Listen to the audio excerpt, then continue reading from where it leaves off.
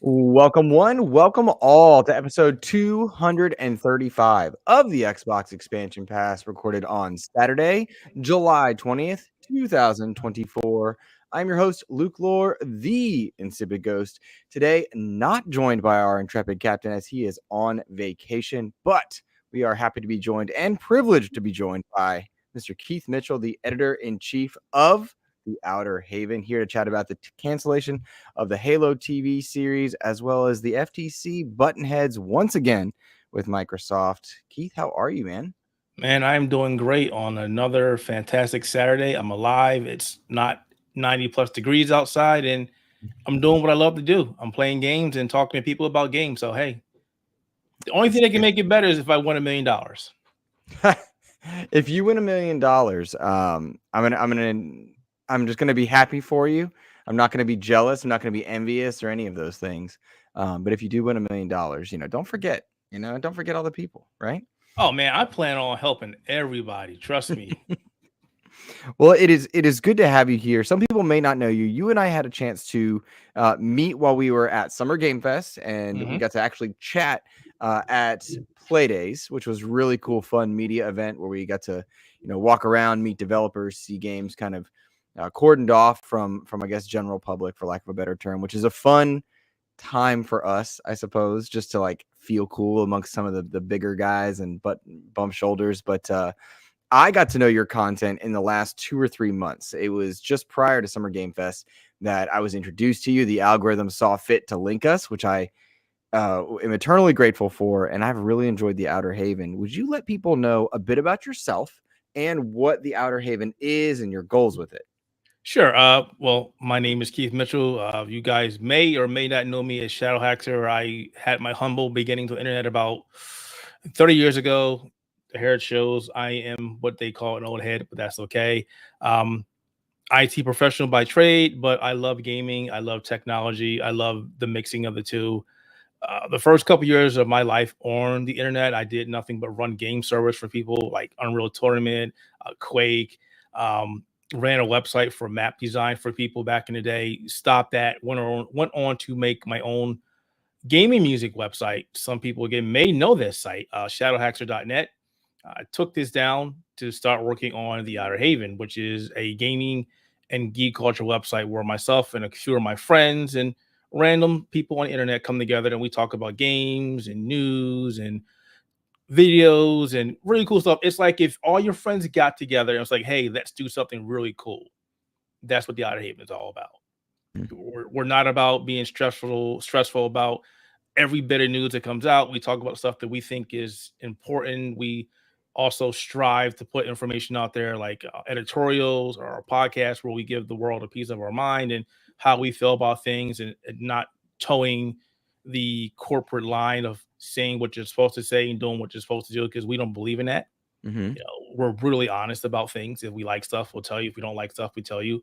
I think that may have gotten us in some hot water in the past, but that's the whole reason we started the site. We're here to be honest and truthful and tell you how it is. And you also seem to approach geek culture, and like if anybody's checking out The Outer Haven, I'm going to put that link over in the YouTube chat as well. Like telling that view on geek culture through kind of a BIPOC perspective, Black, Indigenous, people of color perspective. Has that been a difficult journey, a fun one? Have you had to navigate new waters, as it were? Yeah, I'll just leave it and say, yeah. Okay. Fair enough. Well, I will point people to it because I frequent The Outer Haven. I enjoy it. They've got Evo coverage up there. I always like the gaming section's broken up by like PlayStation, Xbox, Nintendo, which is very helpful to me when I'm putting together show notes and the like. Thank you. Because a lot of people are like, that's too much. Why not just put all the games together? I'm like, but what if there are people who don't like Xbox or don't like PlayStation or don't like PC gaming and they don't want all the stuff combined? So it's a lot. It does make things a lot. I don't say jumble, but there's a lot to look into. But I like the fact that I can go directly to what I want to go to. So I think when right now, like in the gaming community, there's this big, at least in the podcast world that we kind of inhabit, there's this big discussion about major gaming sites, GameSpot, IGN, Kotaku, Polygon, etc., versus kind of the smaller indie coverage sites. I'll cite Outer Haven and Seasoned Gaming as ones that I frequent. And where do you want your perspectives to be brought from? Do you want it from journalists, content creators, kind of the hybrid that some of those inhabit? And I just appreciate the efforts that you guys go to on Outer Haven to tell kind of your honest feedback on the gaming industry. And again, I really want to double down to anybody that's, watching live or listening kind of on VOD. Go give Outer Haven a look, see if it's for you, because I really enjoy and appreciate the efforts that you guys go to bring games coverage to people. And it's not that major IGN, GameSpot, Kotaku, Polygon perspective style. We appreciate that. That's the entire reason we're here, to give everybody a fresh perspective. And to be honest, I've had a conversation with a lot of people in the past about what we are and what we do. And there was one person in particular, I won't say who they are because they're kind of up there. And they were like, you're not really journalists anymore, but you're not really content creators either. You're like stuck in the middle.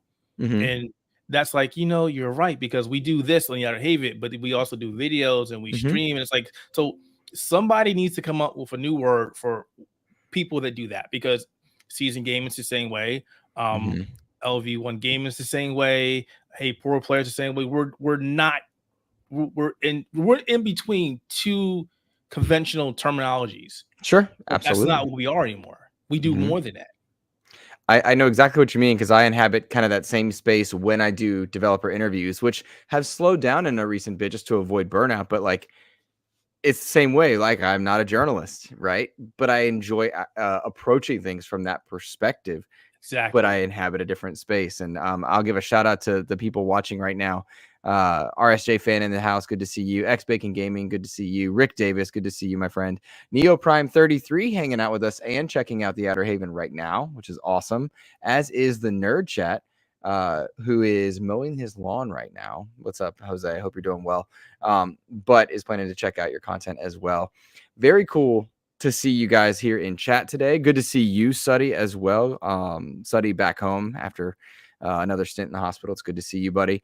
I will tell you guys, for anyone that's watching live on YouTube, Twitter now, the way that it spreads information of us going live, it's not as prolific or helpful. So if you're able to share out and let people know about the show being on, I would greatly appreciate it. So, Keith, we have a tradition here at XEP where we like to give words of kindness to those who have made our gaming weeks better. That's something that Logan and I regularly do. And this past week, and I'll vamp while you think of who you want to spotlight. But I finished up Lords of the Fallen on Game Pass this past week. I'm not a Souls-like guy. I'm not good at them, but I really enjoy a casual approach to them. I'm going to play Shadow of the Erdtree, but like, I'm building up to it. I just started Flintlock this morning. But I finished Lords of the Fallen, and it took me 3 days, like total time to do it. So like, what is that, 48, 72 hours, something like that. Plus to do it. But I was kind of burned out by the end. I wasn't breaking through those last few bosses, and I turned on multiplayer for the first time in my entire time playing, because I played the whole game solo until the last castle, and I just couldn't do it without help.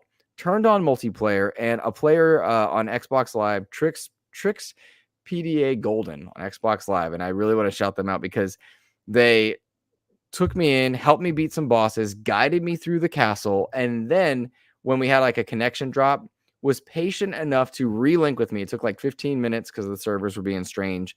I don't know if it was related to the CrowdStrike stuff or whatnot, but relinked with me and then just guided me through everything in that last castle so that I could beat the game, gather that achievement, have the experience of beating the boss that I was genuinely struggling with.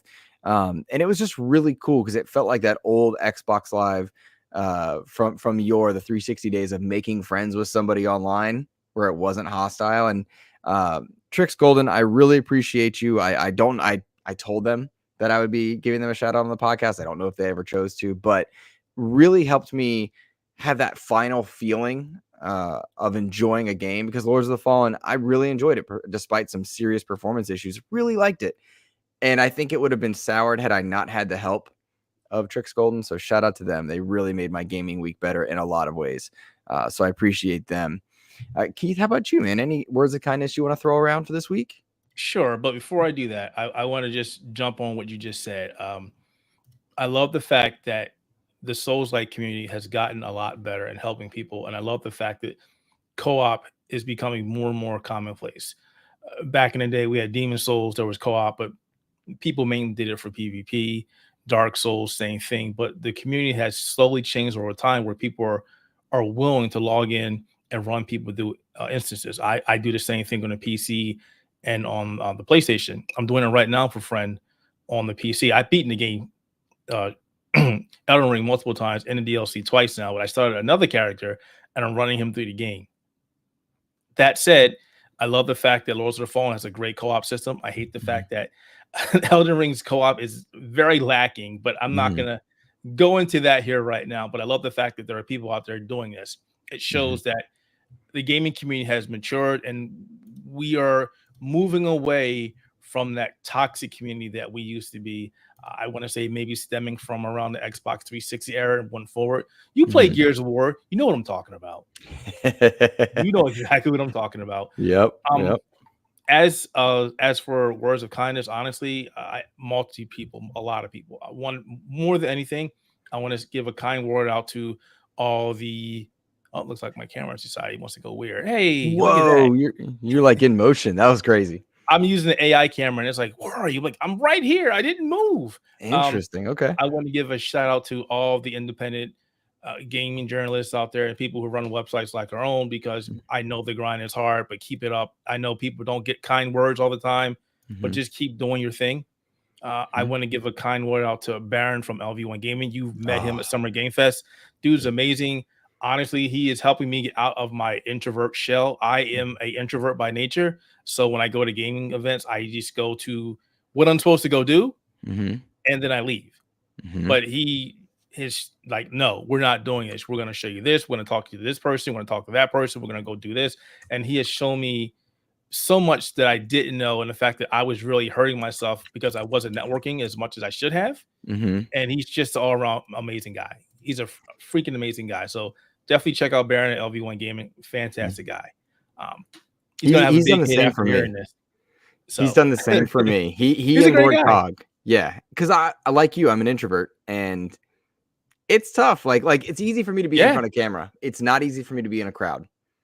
And guys like Baron, Lord Cog, whatnot, they really help gents like us who want to work and put in the time, but it can be a little tough. You know? Yeah, it's not like I'm avoiding you or I don't want to talk to you. It's just I don't know how to talk to you.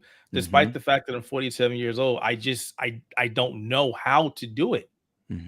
I can sit in front of a computer and type all day. I can get in front of the camera now. I've gotten better and fine. But when I'm like, hey, there's a bunch of people over there. Should I approach them? Should I talk to them? Like when I had a chance to go to the Giant Bomb couch at Summer Game Fest, I was like, all these people, and I literally sat on the couch by myself. It took somebody to come over to me like, hey, what's up? And I'm like, oh, hey. Once I get talking, I'm fine. But yeah, so Baron has helped me out a lot.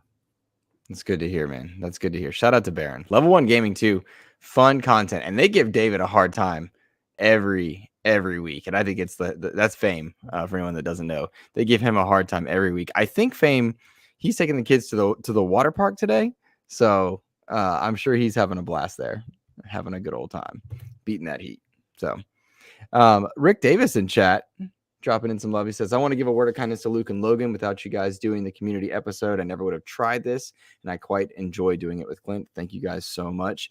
Yet for anyone that's unaware, we do a community episode for our patrons and or channel members at the end of every month. So if you're interested in doing that, please consider being a channel member or a patron.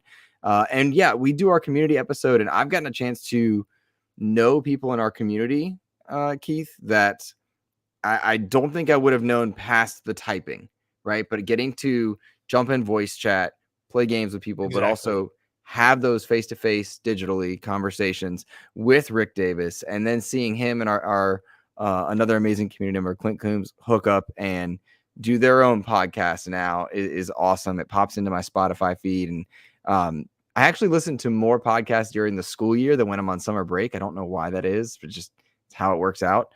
But seeing them work together is really cool. And community is everything, man. It's just the coolest thing. And my favorite part of XEP is connecting with people. So it's really fun. And you So do a that's great awesome. job at it too. So keep it up, man. Thank you, man. Thank you. I really appreciate those kind words as well. So it feels good, man. It feels good.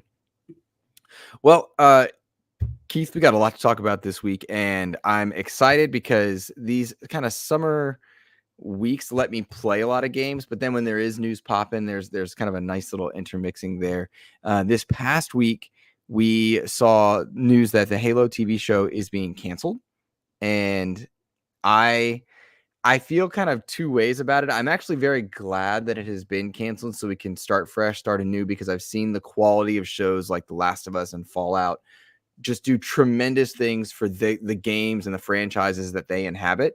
And I'm really excited for the possibilities of a new Halo TV series. Asterisk, but, comma, maybe. I really felt like they were starting to figure something out in season 2. It wasn't there. Season 1 was an abomination to the Halo franchise, I feel. Thank you for saying that. Thank you. Thank you. We had talked about this on Spectrum Mode podcast, and I was like, look, guys, season 1 was bad. Yeah. Just people that are saying that it wasn't bad, they're fooling themselves. It was bad. Mhm. You know, Master Chief taking off his helmet, the direction they were going, the plot. No, this was terrible. It was completely terrible. And then when they're like, well, season 2 was better, like, it had to be better than what was season 1. Yep. It had to be. Yeah. It season 1 really hurt as a Halo fan, because like, argue budget, argue anything you like, the writing was bad. Yeah. The writing was bad, and I feel like some of those actors were doing their best. And I don't know that they are the best. I just mean they were doing their best. Like, I really enjoyed seeing Boheem Woodpine in there. I really like him. What's up, Kevin? What's up, GoldenEye? What's up, Ellery? Good to see you guys hanging out with us today and dropping XEP emotes in there. That's what's up. You know what? Double downs for you in chat. I'm throwing those in there. But it just felt like the writing didn't let those characters do what they needed to do in the way that is Halo. It felt like it wanted to be something else with the Halo name on it. And it was really frustrating. And then to watch them attempt to course correct in season 2, like, I appreciate some of the elements I saw in season 2. Some of the combat with the elites was better. The CGI budget seemed to be up a little bit, but it wasn't Halo. And when you watch Fallout, it felt like they weren't all in. It felt like they didn't know the source material. They didn't play the games. They didn't read the books. And they just wanted to, let's make a show about Halo, and let's just start typing. It had no soul. It had no soul. It was not Halo.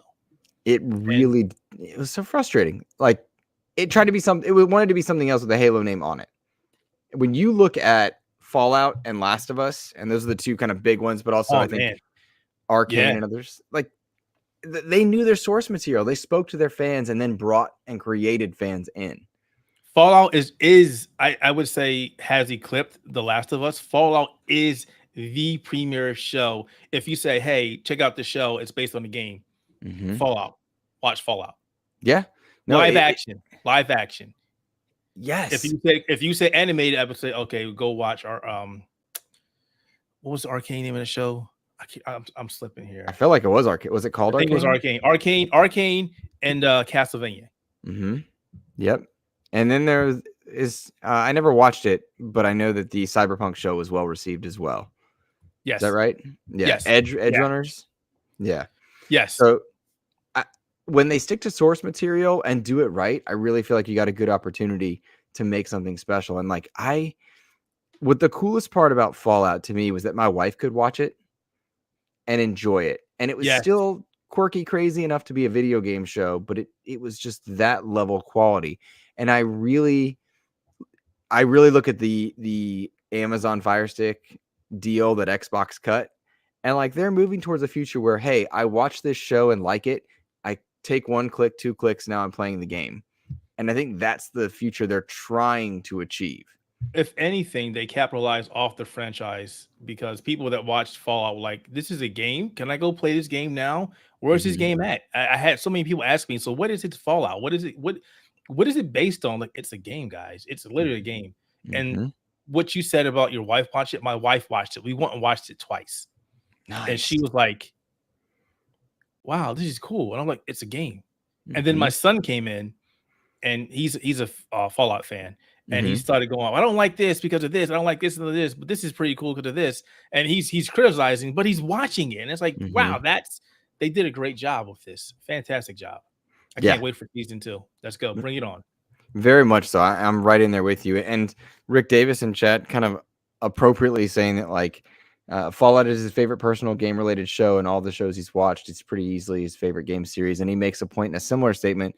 They're popular for a reason, those franchises, so the shows should emulate that lore. And I just really hope that people take the right lessons from it, because I don't think that executives always do take the right lessons from things.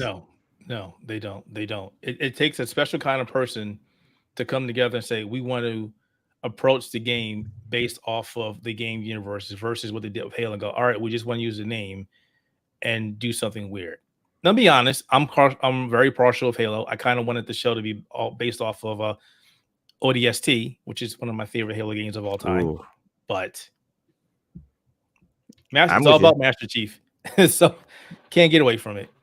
I'm right with you, but ODST is a cool idea, like a really cool idea. If they had one of the things, if anybody watched it launched with Halo 4, but it was called Forward Unto Dawn, and these were smaller movie projects, but they had a storyline where Master Chief kind of weaved in and out of it here and there, and showed up kind of at the end, but it was its own story. It was about not Captain Keyes, I cannot remember which one it was.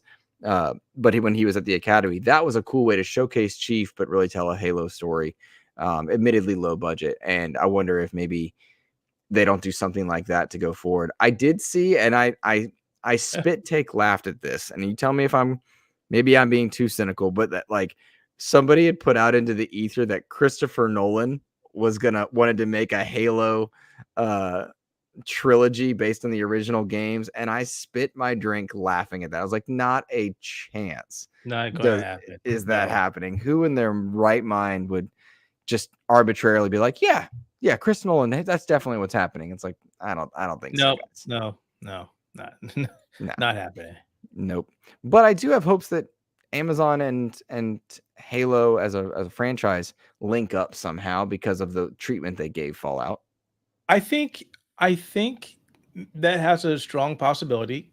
If not them, maybe Netflix. Netflix has also been going crazy with producing everything under the sun, animation, live action shows.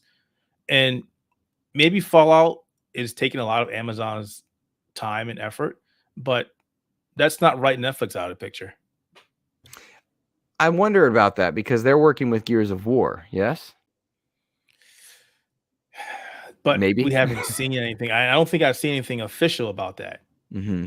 So it's been Netflix is this weird, like they get it right sometimes and they nail it. Other times I'm not so sure. And I wonder. Keep in mind real quick. I don't know if you're a fan of Gundam. I'm a big fan of Gundam. Netflix is supposed to work on a Gundam show, and they keep talking about. It's like, have you shown us anything yet? Where is it? I want to see it. Let's go. I haven't watched. I'm not a Gundam person, but I know that a lot of people in our Discord. I'm thinking about Clint Coombs and I want to say one other. Maybe it was Kevin Ainsworth. Maybe not. Was really excited when Gundam came to Call of Duty, and that's where I kind of realized that there is an overlap between kind of mainstream, because COD I would say is very mainstream and kind of our audience, and then Gundam. Very big audiences. I didn't realize the level of overlap that existed. Oh, yeah. It has gotten big over the years. It's just gotten bigger and bigger. And I'm so happy you see it because Gundam is my go-to anime. Like, you know too much about Gundam. Yeah, I do, but I love it. And, there's something about a big robot that just gets me going in the morning. I chuckle because I'm a big fan of like kaiju, like Godzilla stuff, but also Power Rangers. And there's an overlap in Power Rangers and kaiju with giant robots. Like I got my Megazord right here from the Zord Ascension project, just sitting there, just in excitement for Digital Eclipse's project of Rita's Rewind coming out later this summer. That was one of my favorite announcements from Summer Game Fest, was just seeing the Power Rangers game coming back, because it spoke to me as an old hat. I was like, yeah. How wild did you go when they announced that? Because I went crazy. I was like, holy crap, really? It's funny because when I saw it, I was like, no. And King David, Lord Cog, and Ains all were sitting to my left they were all on my left, and I saw them like one by one, like head, pop, pop, pop, pop, look over at me and just be like, because I was so excited just to see that happen. It was a fun win for me because I love the Power Rangers, and seeing Who doesn't digital like the clips Power work on Rangers? It was like right. it was like the Super Nintendo Power Ranger game. It was like, yes, this is what I need, but bring it into the modern era, giving us multiplayer, and I think everybody who worked on Streets of Rage 4, TMNT, Shredder's Revenge, and Double Dragon Gaiden, and a bunch of other 2D games that came out over the last couple of years, showing that the beat 'em up genre is not dead. Yeah, and we're seeing this. I absolutely, because I love Shredder's Revenge, had them on the show multiple times, loved their expansion. That genre seems to be coming back really well with Streets of Rage. And so I'm digging it. And like let's see, I always keep on my desk the one toy I never got as a kid, which was a Dragon Zord. It was the one. Isn't that funny how it goes? We when we're younger, we want all these toys, and we getting older, like, all right, I want this, I want this, I want that. And does your wife go look at you, go, why are you buying that? Because I want it, darn it. Yeah, no, that's exactly what happens. That is exactly what happens. And so I get excited when I see those projects come about. And I think a lot of mainstay franchises are doing a great job of speaking to us old hats. Like we see Gundam pop up in COD. We see Digital Eclipse come back, TMNT come back. It just launched the Splintered Fate over on Switch. And I'm really excited for that to come back to or come to console proper, because I don't think of Switch as a console. I think of it as a mobile. I don't know if that's right or not. Like we're on the same page. Don't forget Karate Kid. That was also just announced from Game Mills. Oh, that's right. Yeah, I didn't even realize that. Yep. Sorry, I'm responding to somebody real quick. There we go. All right. So Halo being canceled, do you anticipate them trying to find another outlet? I know we saw reports of that. I anticipate them just shutting it down, restarting anew at some point in the future. I think they're going to try to find somebody first, because they're going to recoup some money if they end up getting it somewhere else. Because they started and they ultimately do own the rights. So it depends on the deal. If they can't shop it over to somebody else, then yeah, it's completely done. And it wouldn't be the first time that we've had a show get canceled and find a home somewhere else. But to be honest, does it deserve to be somewhere else? Sorry, no, I don't feel. Yeah, I don't think it does. And I would much rather see Halo do the shutdown thing, and ahead of the next Halo iteration, the show try to launch kind of in sync with that. I would really like to see that happen, because I think that's, hindsight being what it is, what they would have wanted to happen with Fallout. That's what I think Sony chased with Last of Us by doing the remasters. They wanted to get a product kind of there for gamers to spend money with, and a product for viewers to check it out. And so that's what I want to see. What's that? I want to see a Halo done in the same vein as Arcane. No live action. Give us that. There are more possibilities to do that show animated than it is live action. That's a good call. And I'll point everybody to Halo Legends, a really cool animated kind of feature set. Kind of does the animatrix thing. There's a lot of good Halo content out there, books, short films, things like that. There's a lot of bad Halo content out there too. So, take that for what you will. Let's see, Keith. I saw on the Outer Haven that a Black Ops 6 beta is dropping on August 30th through September 4th for early access members. And then the open beta is on September 6th through the 9th. Those dates are, I think, fast approaching. People not realizing those are a month and change away. I'm really excited for the level at which I think Black Ops 6 will hit. And I'm curious to see if Black Ops 6 isn't a catalyst towards console sales, Xbox or otherwise, because I know we've seen industry-wide console sales are just down. I saw anecdotal reports that NCAA football was really big for a lot of people and was moving consoles. It's doing amazingly. Yeah. Hey, people can't stop talking on it. I haven't seen official numbers anywhere, but like, is it doing big things? It's doing big things. I haven't seen official numbers, but I keep seeing the streamers and I keep seeing people in forums and Reddit talk about it. I'm seeing a lot of content creators talking about it, and I'm getting information from like the PR companies talking about how fast it's selling, but no official numbers. But given the fact that everybody seems to be so excited about it, and I haven't seen a single negative thing about it, it's telling right there that it's doing great. Given the fact that it's been decades since we had a college football game. Yeah, I know People eat a it lot up. of people have been really stoked for it. I know my best friend Kev, he's been eyeing it for years, wanting for it to happen. It doesn't speak to me, but I really love when I see massive amounts of people enter into our gaming world or find kind of a fire that ignites them in kind of Yeah. unity and joy in our gaming world. And so if this is the catalyst that kind of helps stop, I don't know if the hemorrhaging is the right word, because active users are continuing to rise, but like if it kind of does a shot in the arm to console sales industry wide, I feel like that's a good thing for sure. I think, honestly, I think people worry too much about console sales because there's a lot of variables in here that people just aren't paying attention. And I know a lot of people are like, Xbox is the best, PlayStation is the best, console sales need to go up, blah, blah, blah.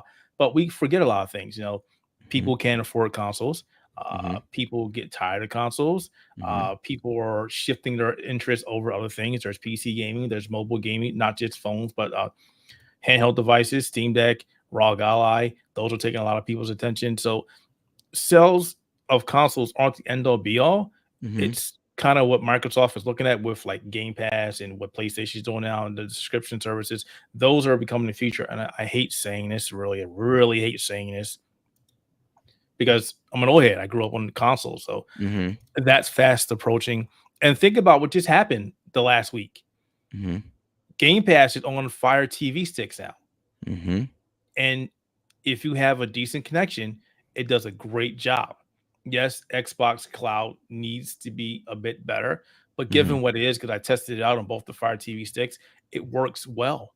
And that's going to do a big thing. Can you imagine right now? I want to play NCAA football. I'm going to get a Fire TV stick. I'm going to connect it to my TV. It doesn't make a difference if it's Sony, if it's an LG, if it's a Samsung or whatever TV. And now you can play all those games, well, Game Pass games for right now, on a $60 device and a controller. Yeah. I'm looking at this past 2 weeks where I finished Lords of the Fallen. I finished Still Wakes the Deep, which I'll talk about later in the show. And I just started Flintlock. The idea that somebody can get in and play those games with a Bluetooth controller, which variable in price, but a $60 device and just go makes gaming more accessible than ever and really speaks to, I think, what Xbox's vision is. And I struggle because like you, I'm an old hat. I want that console experience. I want that box. I want it to be there, but that's just not the reality. I can't tell you the number of students I have in my daily conversations during the school year that just don't care about a box. They want to play on their mobile. They find playing on flat screen, like tap, tap, tap, as intuitive as I find joysticks. I don't get it. That drives me so crazy. The fact that you don't have any kind of tactile feedback. It's like, guys, you're pushing on the screen. Yeah. Sorry, just I don't like that. I don't like But that at all. It's very Star Trek, right? Like I remember in the 90s, I mean, I'm a big Star Trek fan, so like watching all of them tap to maneuver the ship, and I'm like, how do you do that without like tactile response and resistance? But like to them, they play Fortnite at a high level, they play COD at a high level, they play Minecraft just through the roof. I still to this day, I can't remember which, maybe it was Nerd Chat, but there was a show I was watching where they were talking about Minecraft and how to this day Minecraft is just super popular with kids, and there's a secret sauce in there, but they play in such a way that's different. But I think that's what all generations do as they get older, is they look at the one before it and the one after it, and they're like, what is this? How are they not like me? And I wonder what the tap generation is going to be thinking about us on our tactile sticks, but also the next one to come through. Are they playing with their eyes and moving around, in headsets or with glasses on? I don't know, but it's interesting. I think it's funny because I've said this before to somebody else, and given what you said, I think a lot of people just aren't aware of what exactly is out there and how good it is, because that's just how it is. I want something with feedback. Are you going to drive a car that has no kind of feedback? You can't feel the surface, or if it's getting rocky, or if your car is starting to slip. There's a reason why your steering wheel feeds back what's happening on the ground. It's a reason why you can feel stuff. You're never going to get away from a true tactile feeling. Sure, maybe that's my start. Maybe that's what I'm used to right now. But given the opportunity to try something else, maybe I'll like it. And then again, maybe they won't care. That's the great thing about gaming. Everybody can play something the way they want to play it. I think about, well, you know, yeah. I have a fairly new car. It's a 2023, and I went from a 2012, and before that a 2008. And like more and more, there are more sensors all over my car.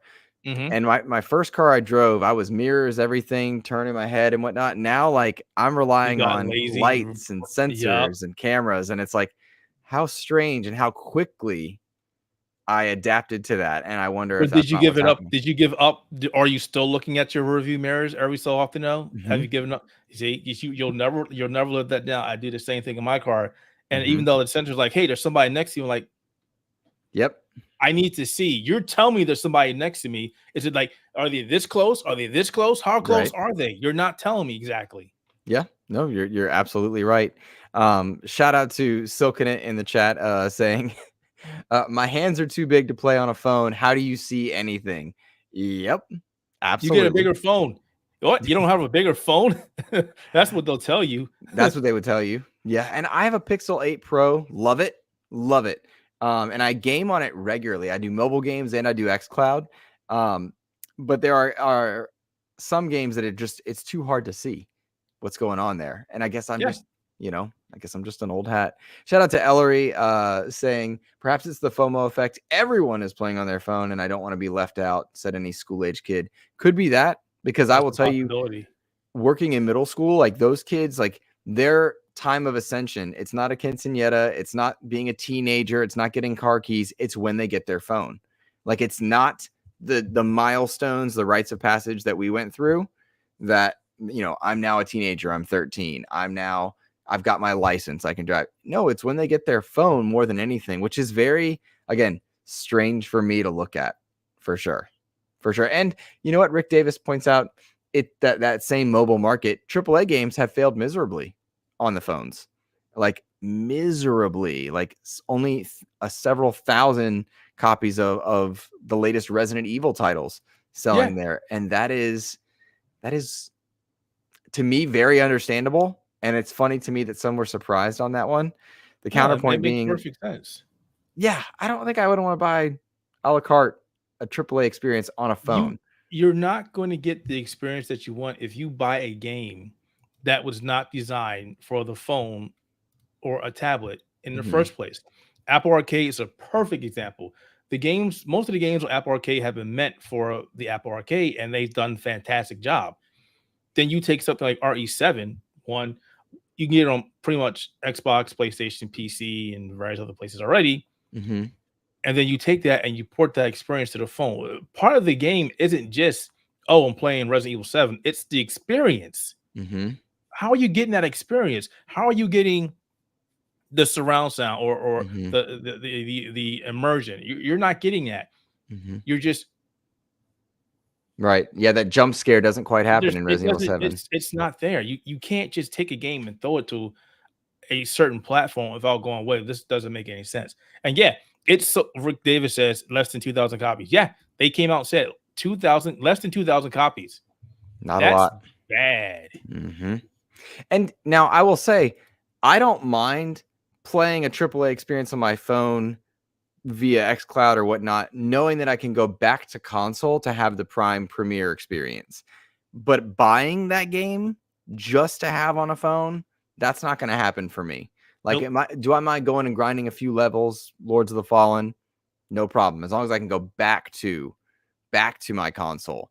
But I'm not going to play the entirety of an experience on that smallest screen. At least not regularly. That's not a thing I would do. I don't play games on my phone. I don't have a single game installed on my phone because I know I'm not going to be happy with the experience. Now, that's the same reason why I have a Steam Deck and I have a ROG Ally.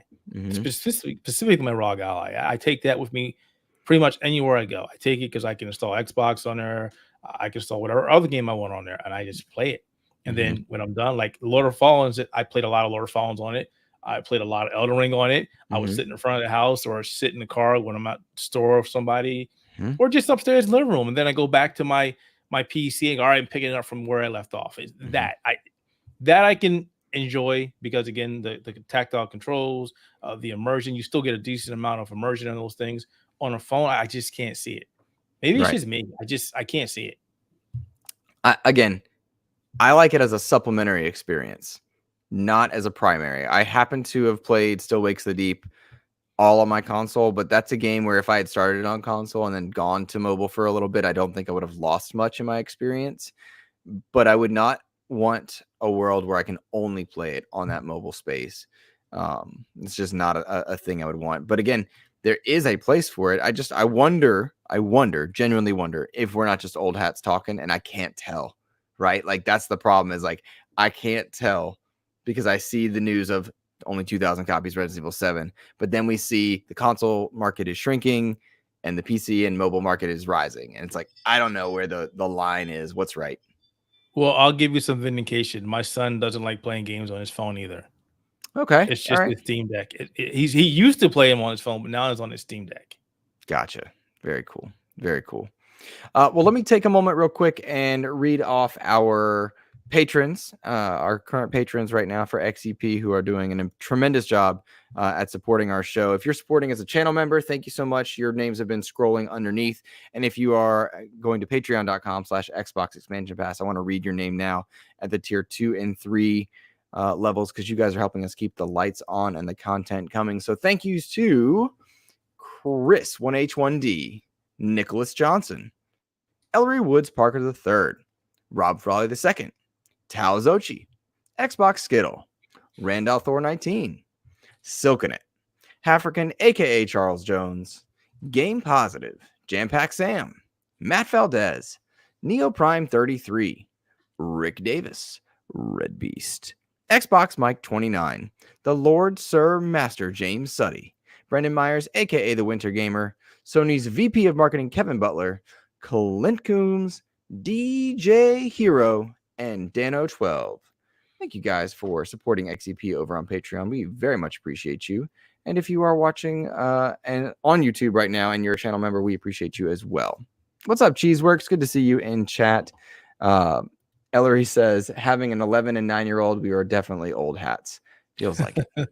Feels like it for sure. All right, moving on just a little bit to a different topic and one that I find to be very, I don't know, it's not repetitive, but it comes up a lot, and that's that of Xbox marketing. It was reported this past week, Keith, that Xbox marketing head for Europe, Asia, and the Middle East, which they're kind of abbreviating to be EMEA, Michael Flatt said that Sony outspends Xbox by significant margins, and that his team has to get scrappy in asking for marketing funds. Now, that's one of the regular topics of discussion for Xbox, at least in the podcasting space. You know, does Xbox market well? And I would argue not when it comes to a number of things. I look at Hellblade and where they stood up, and it's just like, no, I don't think they do a good job. I think they're overly reliant on content creators and word of mouth, and that's just not acceptable. They've got too many good things going for them to not be telling people about it. And to find that, you know, somebody as high up as an Xbox marketing head, like Michael Flatt, regardless of region, whether it's Europe, Asia, Middle East, what have you, is willing to say, quote, from a funding point of view, we need to work really hard against our competition. They're blessed, speaking about PlayStation, with marketing funds that we're just not able to enjoy, but that's totally fine. We adopt and what I would call a more fiscally responsible approach to media investments. We are not blessed with huge media budgets, so we have to get quite scrappy, really, and quite tenacious to fight for funds that would probably go somewhere else, end quote. That's really disheartening to hear, because why would Xbox invest so much money in ABK, into xCloud, into purchasing studios and publishers from Bethesda to Obsidian in Exile, and start rolling out games as high profile as Starfield, which hit 14 plus million gamers, and then not market it? And it's no surprise to me that games like Hi-Fi Rush and Hellblade didn't chart the way they wanted to, because no one knew about them. And I'm really bummed about that. What was your take? It doesn't sound right, does it? It doesn't sound right at all. Xbox, Microsoft has traditionally been terrible when it comes to marketing. And that's one of the biggest complaints people have had about the division. And for them to come out and say, hey, we have to trick them basically, or basically trick them to get money. That you're in, even if they don't want to feel or say this, you're in a competition, even if it's not against Sony, but you're in a competition to get sales from the audience. Sony's doing it, Nintendo's doing it, various other companies are doing the same thing. And for you to come out and go, well, we really don't care about marketing as much, that's why we don't give out enough money to marketing, it blows my mind.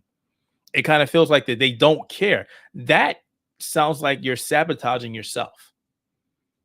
Now, Microsoft has had a lot of cool commercials, TV ads, but when you look at what PlayStation has done over the years, over the decades, it's a far comparison. I even say Sega did more. Yeah. Yes. Sega attacked the market, and I think so did PlayStation. Remember when Crash Bandicoot would stand outside of Nintendo's? They would. Those were great. We're definitely old heads. Yeah, those absolutely. Those were Kevin Butler. Was it Kevin Butler? Yeah. Kevin Butler, Sony's VP of marketing. Yep. Yes, and it boggles my mind because like I've met Aaron Greenberg, love him, genuinely want to have him on the show and just chat about all the amazing things that Xbox does, and they do amazing things. Like as a company, they have continuously done user friendly, winning, celebrate it, whatever it is, experiences, and yet they don't seem to market to the people that need to learn about these experiences. How many people are aware of the incredible back compat FPS boost? They're aware of the xCloud options that you have. They're aware that you can play the entire Fallout franchise. They're aware that you can check out EA Play games for 10 hours with your Game Pass Ultimate subscription, etc. There are so many big wins that Xbox has that they could be telling more people about. And Blue Arrow in chat saying they seem to have zero interest in marketing overseas. That boggles my mind. I just don't understand it.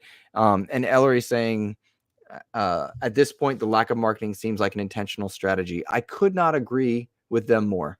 Absolutely, it feels intentional. I just don't understand it. And maybe I'm not meant to, but as somebody who loves the brand, loves the franchises that are included in the brand, Gears, Halo, Call of Duty, Diablo, Warcraft, like they're so great. I want more people to know about it, and I don't feel like I get to. Game Pass, I'm sorry I'm ranting, but I'm going to keep going.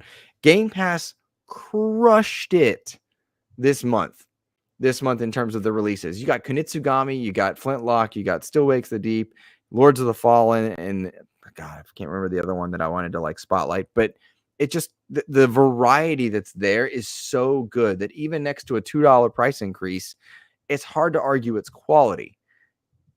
And it just feels like they're not telling people. And Nisa Hauer, Hellblade would have done better if they were. Oh yeah, definitely. Yes, definitely. Yes. How are you going to tell? Here's the thing. Here's the problem. And I think Xbox has this.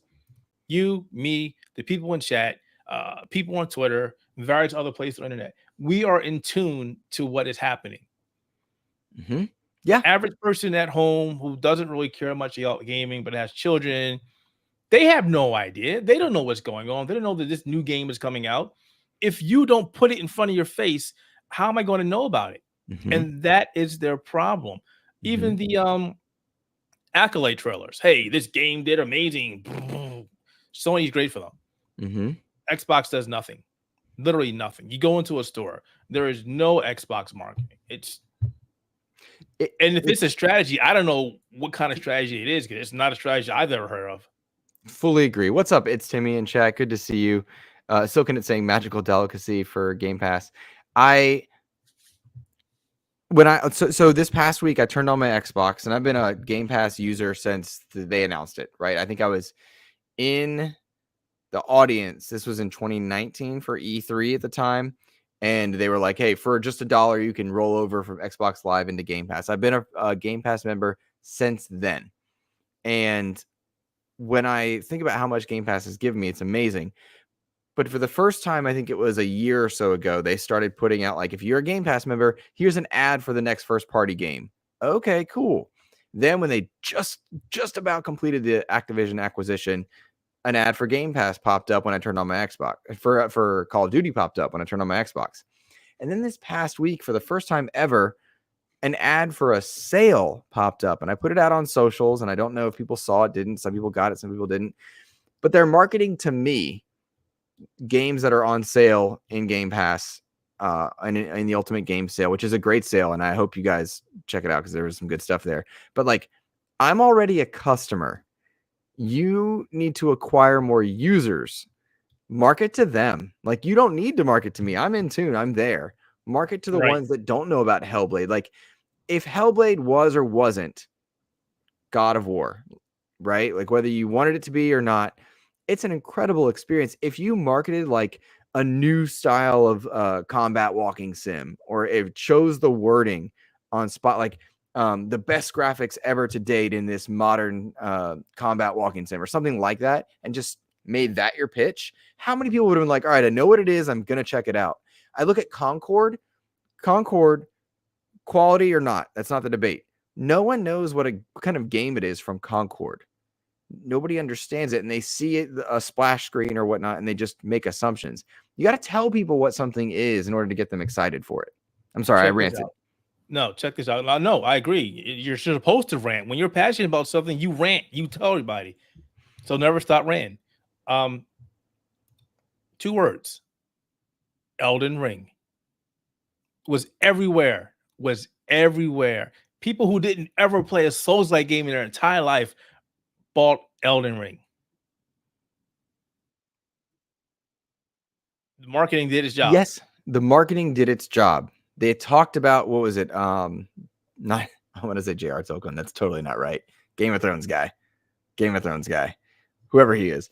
The writer there, they put Elden Ring marketing everywhere. They told you what it was, and the game just crushed it.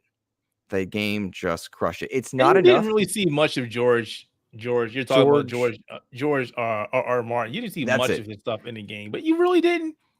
I'm still not convinced how much he had in terms of the world building, but they used his name to gather non-fans. Like, you like Game of Thrones? Well, the same guy worked on XY. Like, that's a useful tactic. And I wish somehow Xbox would take the right notes. And again, they're seeing metrics and numbers that we're not, but I feel like content creators are left to do a lot of the work for spreading the word. And I don't think they're reliable, and to include us, right? Like, people regularly that I invite on the show decline or can't make it or whatnot, or some are not able to because Xbox is in the name. And I respect that. I understand that. But like, people can't rely on content creators to do all the work. We're in the know. If you're listening to the show, you can't rely on us. You can't rely on us. You hit the nail on the head. Thank you for saying that, because that's what's been happening a lot. They are relying on influencers that have millions of followers that, hey, we're going to talk about this game, and my followers are going to also check out this game. And it doesn't always happen. Yeah. That type of marketing, that type of relying on these people, you, me, anybody else, that's lazy.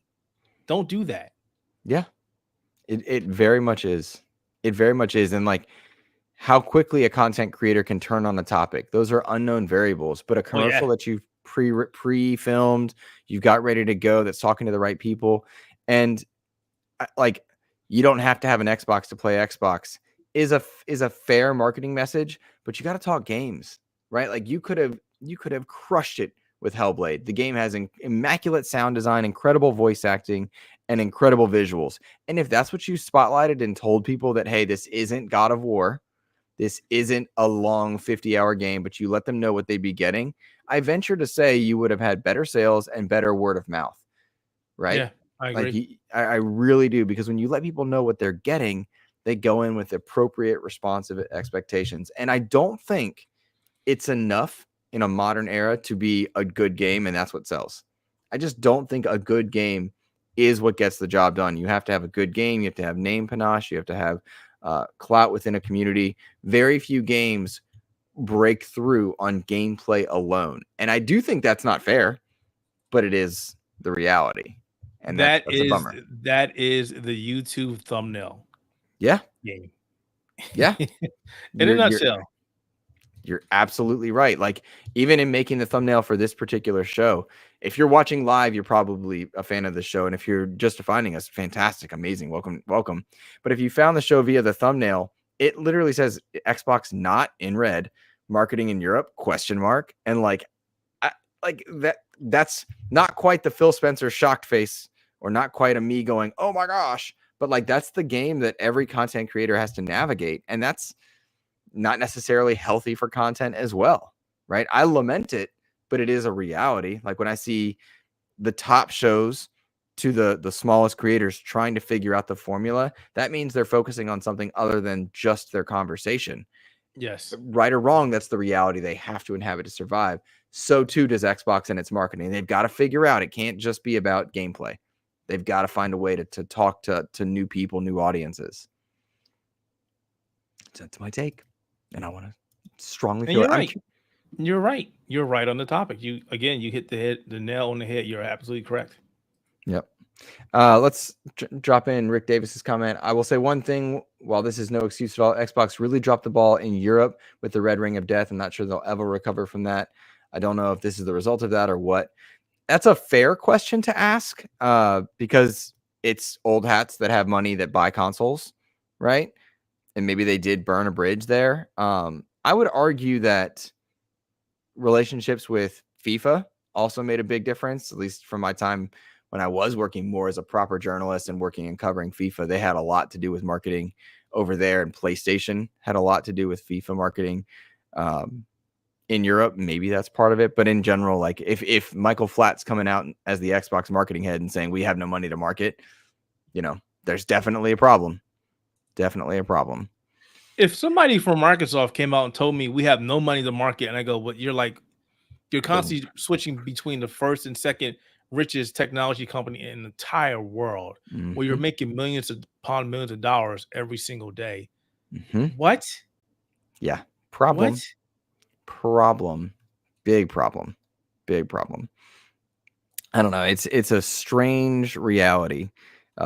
Being a big company makes you a target, and it makes you ripe for criticism, whether you're doing something well or not. And I put in our smaller topics, I don't know if you saw this, Keith, but the FTC is back kind of button heads with Xbox. And again, yep. Decisions being made, being a target or not. It's interesting that the FTC is still having a go at this Activision acquisition. And they're now accusing Xbox of breaking its promise on raising the price of Call of Duty because they've raised the price of Game Pass. And Xbox is saying, well, that's a misleading response. And I will remind everybody that none of us needs to be so invested in what the FTC and Xbox are saying to one another. That's not our fight. Our job is to play games.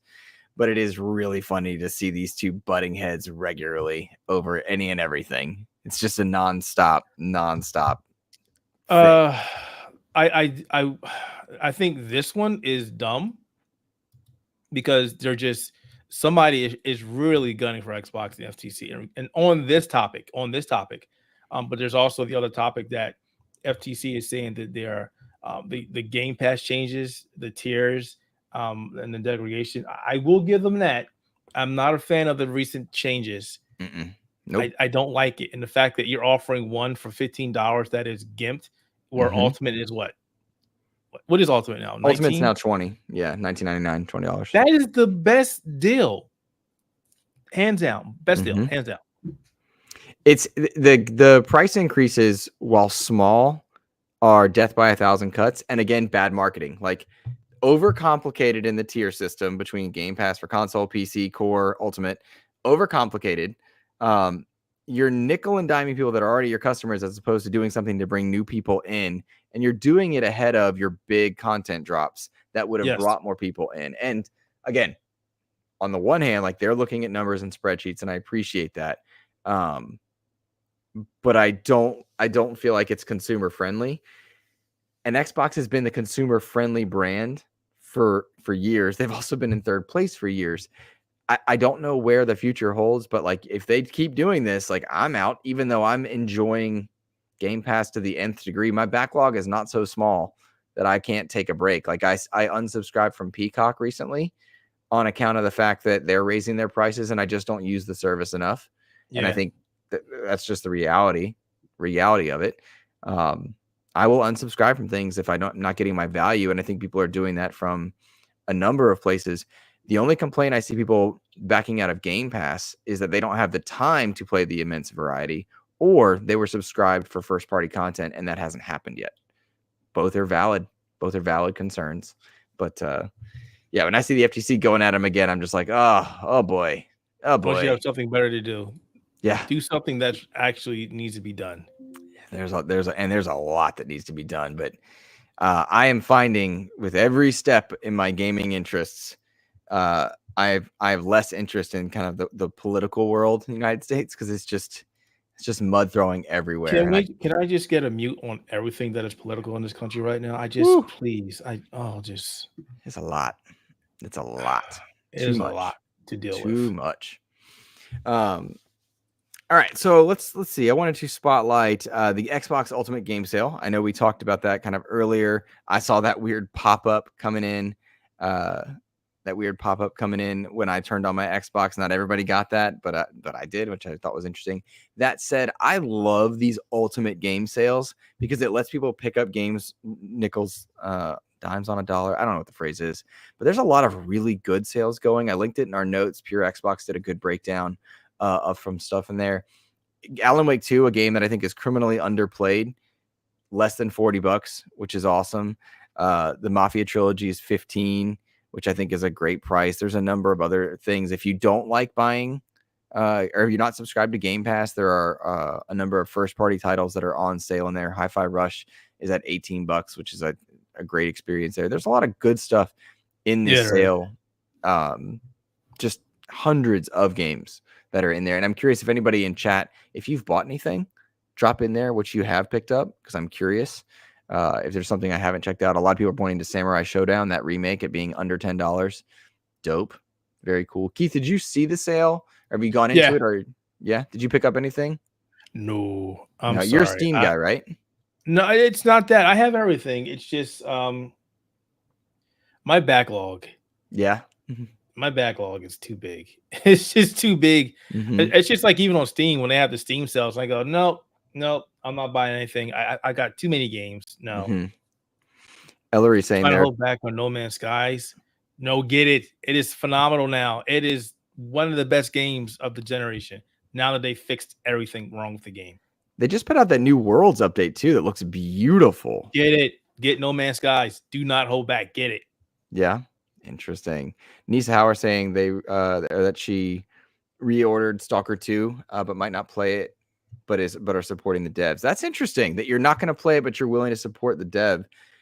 Nisa, if you don't mind, are you subscribed to Game Pass currently? Like, did you choose to purchase with the exception of Game Pass? I'm fascinated by that one. And then Rick Davis saying that he bought Avatar Frontiers of Pandora a week or two ago, since it was like 50% off. I am teetering on the edge of buying that one because right now I'm enjoying Game Pass because I'm in Flintlock, and then it's, do I want to play Shadow of the Erdtree or take a break from Souls-like, play something else? And I am really teasing the idea of Avatar because I love the world of Avatar, but Way of Water kind of let me down, and I wanted to play this game nonstop.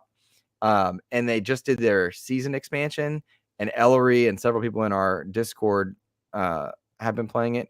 By the way, shout out to the XEP Discord. They bring me joy every day. If you're a channel member or a patron, please go join our community there, because it is just consistent, positive, supporting games. Not a single person poo-poos anyone's joy in a game there, and it's just the best. Should I buy Avatar, guys? Let me mail you my physical copy of Avatar. I won't say no to it, Ellery. I won't say no to it. You send me that one, I'll send you some neat little like knickknacks I picked up from was it the Xbox showcase or whatnot. But you know, do I jump into that, or do I keep playing my backlog? I don't know, man. I don't know. I guess I should. Everyone's saying I should get it. Ellery, I don't. Okay, all right. Ellery's gonna send me their physical copy, and I will send them some Xbox patches. They gave us some of these extra patches. Did you get some of these, Keith? I didn't go. You didn't go to that one? You were at Playdays, but I gotcha. Okay. Well, if you want some, I have. Yeah, I was at Playdays all the time. I was like, the Xbox showcase was incredible, and so I don't want to like oversell one thing, but Playdays was awesome, right? They need to stop putting these events on top of each other, because I was really frustrated. It was Xbox, it was Playdays, it was the IGN one, and I was like, come on, guys, this is ridiculous. Yeah. It's one of those like, okay, so one of the things that people pointed out to me about the summer showcases, because Xbox crushed it, right? And so we were all really high on that. And they were like, but I wish Ubisoft was close by or Playdays was closer by. Yes, but then if you do that all in a convention center, you get E3. And it's like, fair. Like, I don't know where the But isn't it logic is. really? Isn't that what they're trying to do? They're trying to emulate an E3. Like Playdays was E3 before they started letting the public in. That's literally what it was. Correct. I loved Playdays, and I felt privileged to be there. And I now know what to do next year if I get the opportunity to go again, to include like, I guess you said better financial planning, just in like terms of where funds and how they go through, where to stay, and all that other stuff. Don't take your family with you. Don't go to Universal. Oh, did you do that? Oh God, my credit card and my bank account was like, ha, sucker. Yeah.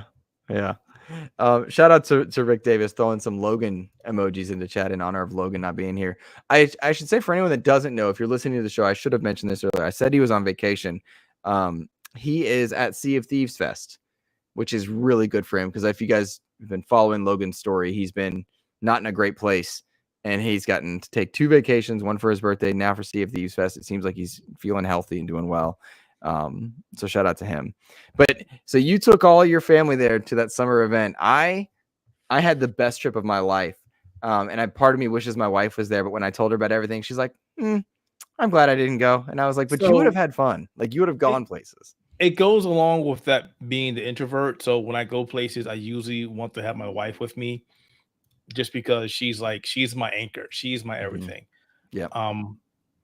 And then obviously we're near Disney and Universal, and I'm like, well, I feel like a bum because I haven't taken my kids anywhere over the last couple of years because of COVID, the landscape of the world, right? Yeah. So I was like, all right, let's all go. And then I'm like, well, that's nearly $3,000 for plane tickets, and then stayed in Airbnb, and then Universal. I'm like, God, yeah. It was not the best. It was not the best. I mean, it was fantastic having it. We did all this cool stuff. It was great, fine. Dad, you're the best. Thank you. But I'm like, well, we won't do this again. So speaking of which, we're going to PAX West, but it's just me and the wife. Nobody else, just me and the wife. We're not doing this again. Ellery saying, introverts rise up together by ourselves. Yes, exactly. That's why I love the XEP Discord. It's we're all like good to one another, but we're like conscious of like, I don't mean safe spaces and like don't say things, but like everyone's just so good to one another that like if I need to take days off, because I take a lot of days off for mental health, just to not burn out, just to play and whatnot, everybody's cool about it. They're so kind about it. It's really cool. So mental health is super important. Super important.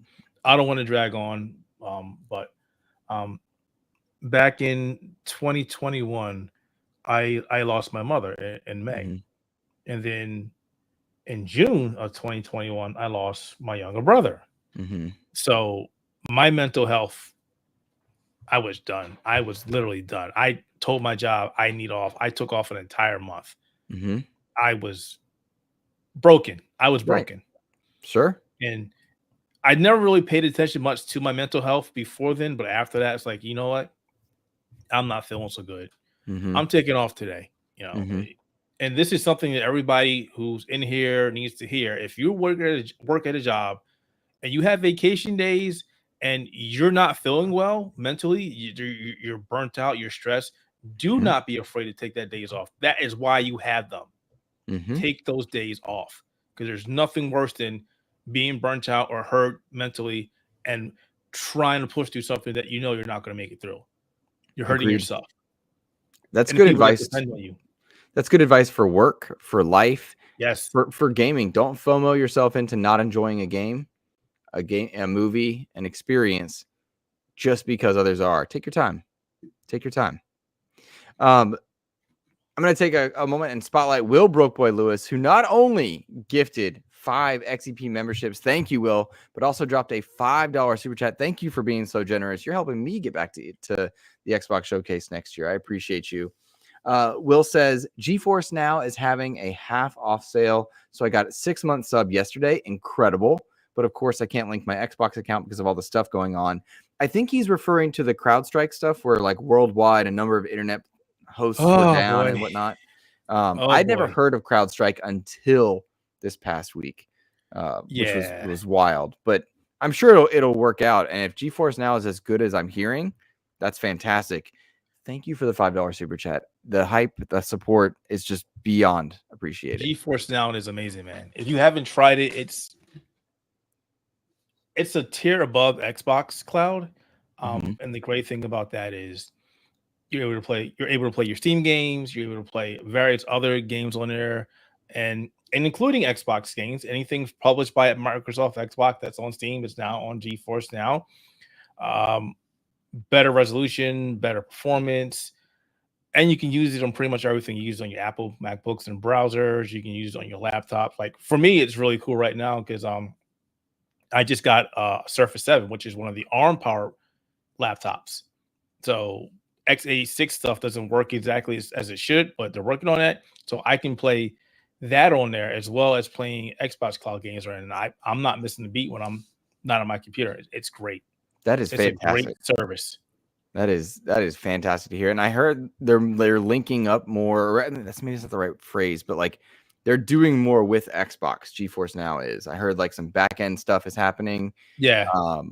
I don't know the details on it, but I remember hearing it on several shows. Maybe it was Project X Talk with Kevin Ainsworth or Jam Pack Sam, or maybe it was Kay Asante saying something. But it do you know what it hasn't been completely fleshed out as of yet.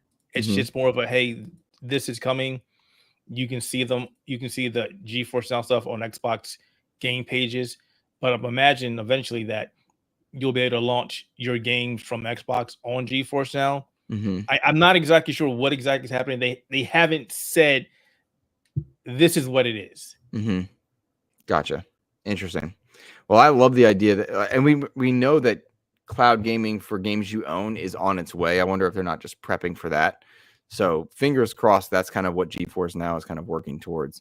Because I enjoy cloud gaming. And side note, one of the things that people underuse or under spotlight is you can play a game via cloud on your console if you don't want to download it, cap sizes, memory issues, or you just want to try it to see if it's for you. That's how I recommend Still Wakes the Deep, by the way. Like if you're interested in checking that one out, do that. Let's see. I actually haven't heard about that game, but you mentioned earlier, and I just checked it out, and it looks like something I would love to play. Let me take a minute to talk about that then. One more real quick comment. Thank you. Will Brokeboy Lewis was saying you heard my words for him on Boom's show the other day. No, man, I meant it. Like I was thanking Will for just being so supportive of content he enjoys. He's always giving memberships or super chats to different content creators that he appreciates. That's how we survive. So thank you, man. You're awesome. Rick Davis says, Keith, if you had to eat nothing but Little Caesars or Double Downs for a year, what would it be? This is relevant to XEP interests. Keith, the Double Down looks disgusting to me, and I hate Little Caesars. I think it's trash pizza for trash people. I'm sorry to no one for that. But somehow they've made our way into XEP culture. So if anyone does something great, they get a Double Down in chat. And then we had to have pizza emojis as well. If you had to eat nothing but Double Downs or Little Caesars for a year, which one would you choose? I would eat the Little Caesar. Oh, just because of the calories. Okay. All right. Okay. All right. There you go. Nerd chat saying Little Caesars. No, nerd chat. No. Did you eat the pizza at Play Days? I thought it was good. Did you like it? That was terrible. I must have got a bad one then. No. You must every show I talked about, I dogged that pizza. I even opened up that pizza. It was literally cheese and dough. I had no sauce on my pizza. Bro, that's what I like. That's my world. Oh, that's not cheese pizza. And dough. That's what I love, man. That's what I love. This guy eats pizza without sauce, guys. No pizza. Not without sauce, just light sauce. Just light. There was no sauce. There was no sauce. I was like, what is this? Oh, Thank God for the food trucks in the back.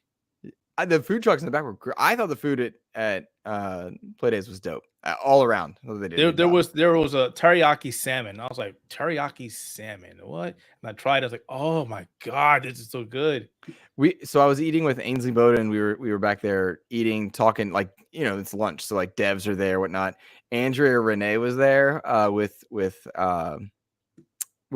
Britt, and they were eating sushi, and I was like, that's a risky endeavor. Like, but then like I tried the sushi because they gave us meal tickets. They're so good. I was like, okay, respect.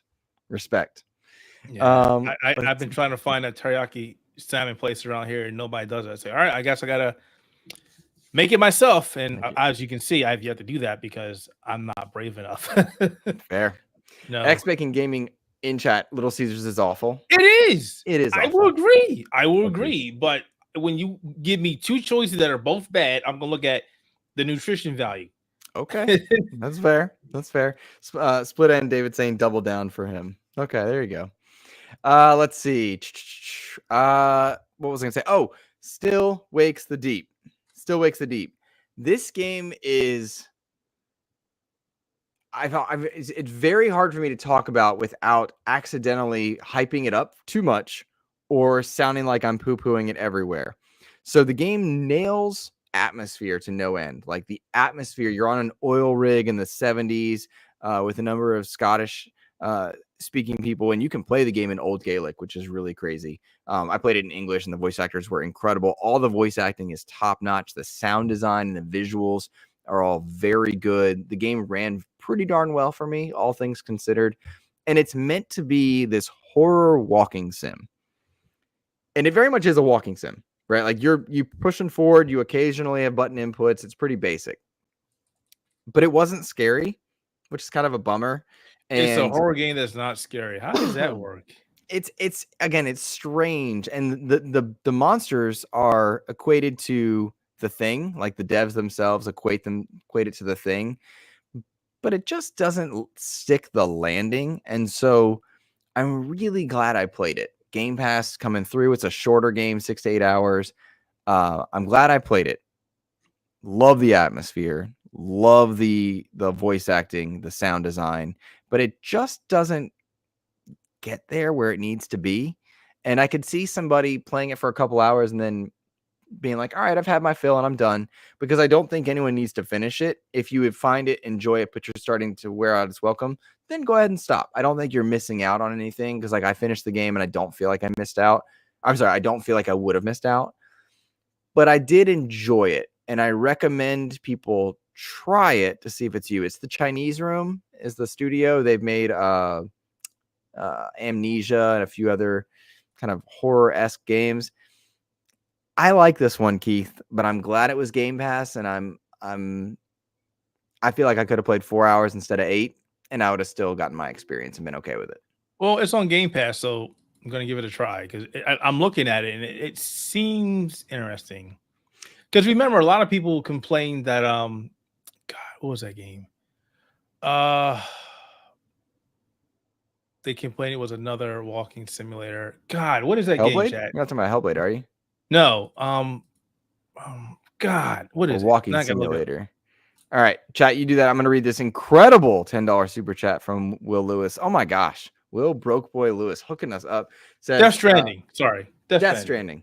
It's nothing like Death Stranding. I'll say that. Nothing like Death Stranding. Will says, for the 100% achievement hunters, Still Wakes the Deep has an achievement for playing the entire game in the Gaelic language. No chapter saves, so if you don't start from the beginning, you have to play it all over again. I heard about that. I knew about that. I chose to play it in English regardless, just so I could understand what was going on. I feel like it'd be a really unique experience to play the game in old school Gaelic, because the voice actors were clearly invested, but the writing, I don't think, did that voice acting justice. But really appreciate the $10 super chat. Will, absolutely thank you for that, my man. You're awesome. You're awesome. Rick Davis saying the Chinese Room made Journey, Flower, and something else, but not Amnesia. That was Frictional Games. Rick, are you sure? I trust you because you're looking it up right now, but like, I thought the Chinese Room made Amnesia. I must be mixing it up with something else. Okay. Journey, Flower, instead. Huh. Interesting. Journey and Flower. I was reminded by Flock. I don't know if you saw Flock came to Game Pass. That game looks like a Journey or Flower type thing. Everybody's gone to the Rapture, says Rick. Okay, fair enough. I appreciate you correcting me, man. Thank you for that. You've saved me in the comments. No, okay. Silken it saying Journey and Flower are by that game company. Yeah, I was like, Journey and Flower were definitely from a different company. All right, chat, fight. Slice it. Go for it. Not the Chinese room. Okay. All right. I'm gonna let you guys battle this one out. And then just let me know what I need to read on air for our audio listeners. Bottom line, still wakes the deep. Fascinating story. Interesting game. I would say start it if you like it. What you get in the beginning is what you get by the end. It doesn't kind of go up in its quality. But I am glad I played it. And it was a nice compliment to having finished Lords of the Fallen to go ahead and play this kind of shorter experience. So that's kind of the win there. Game Pass, I think, delivered on that one for me. So, Keith, I could talk about Flintlock because I do want to talk about Flintlock, but have you been playing anything that you want to spotlight lately?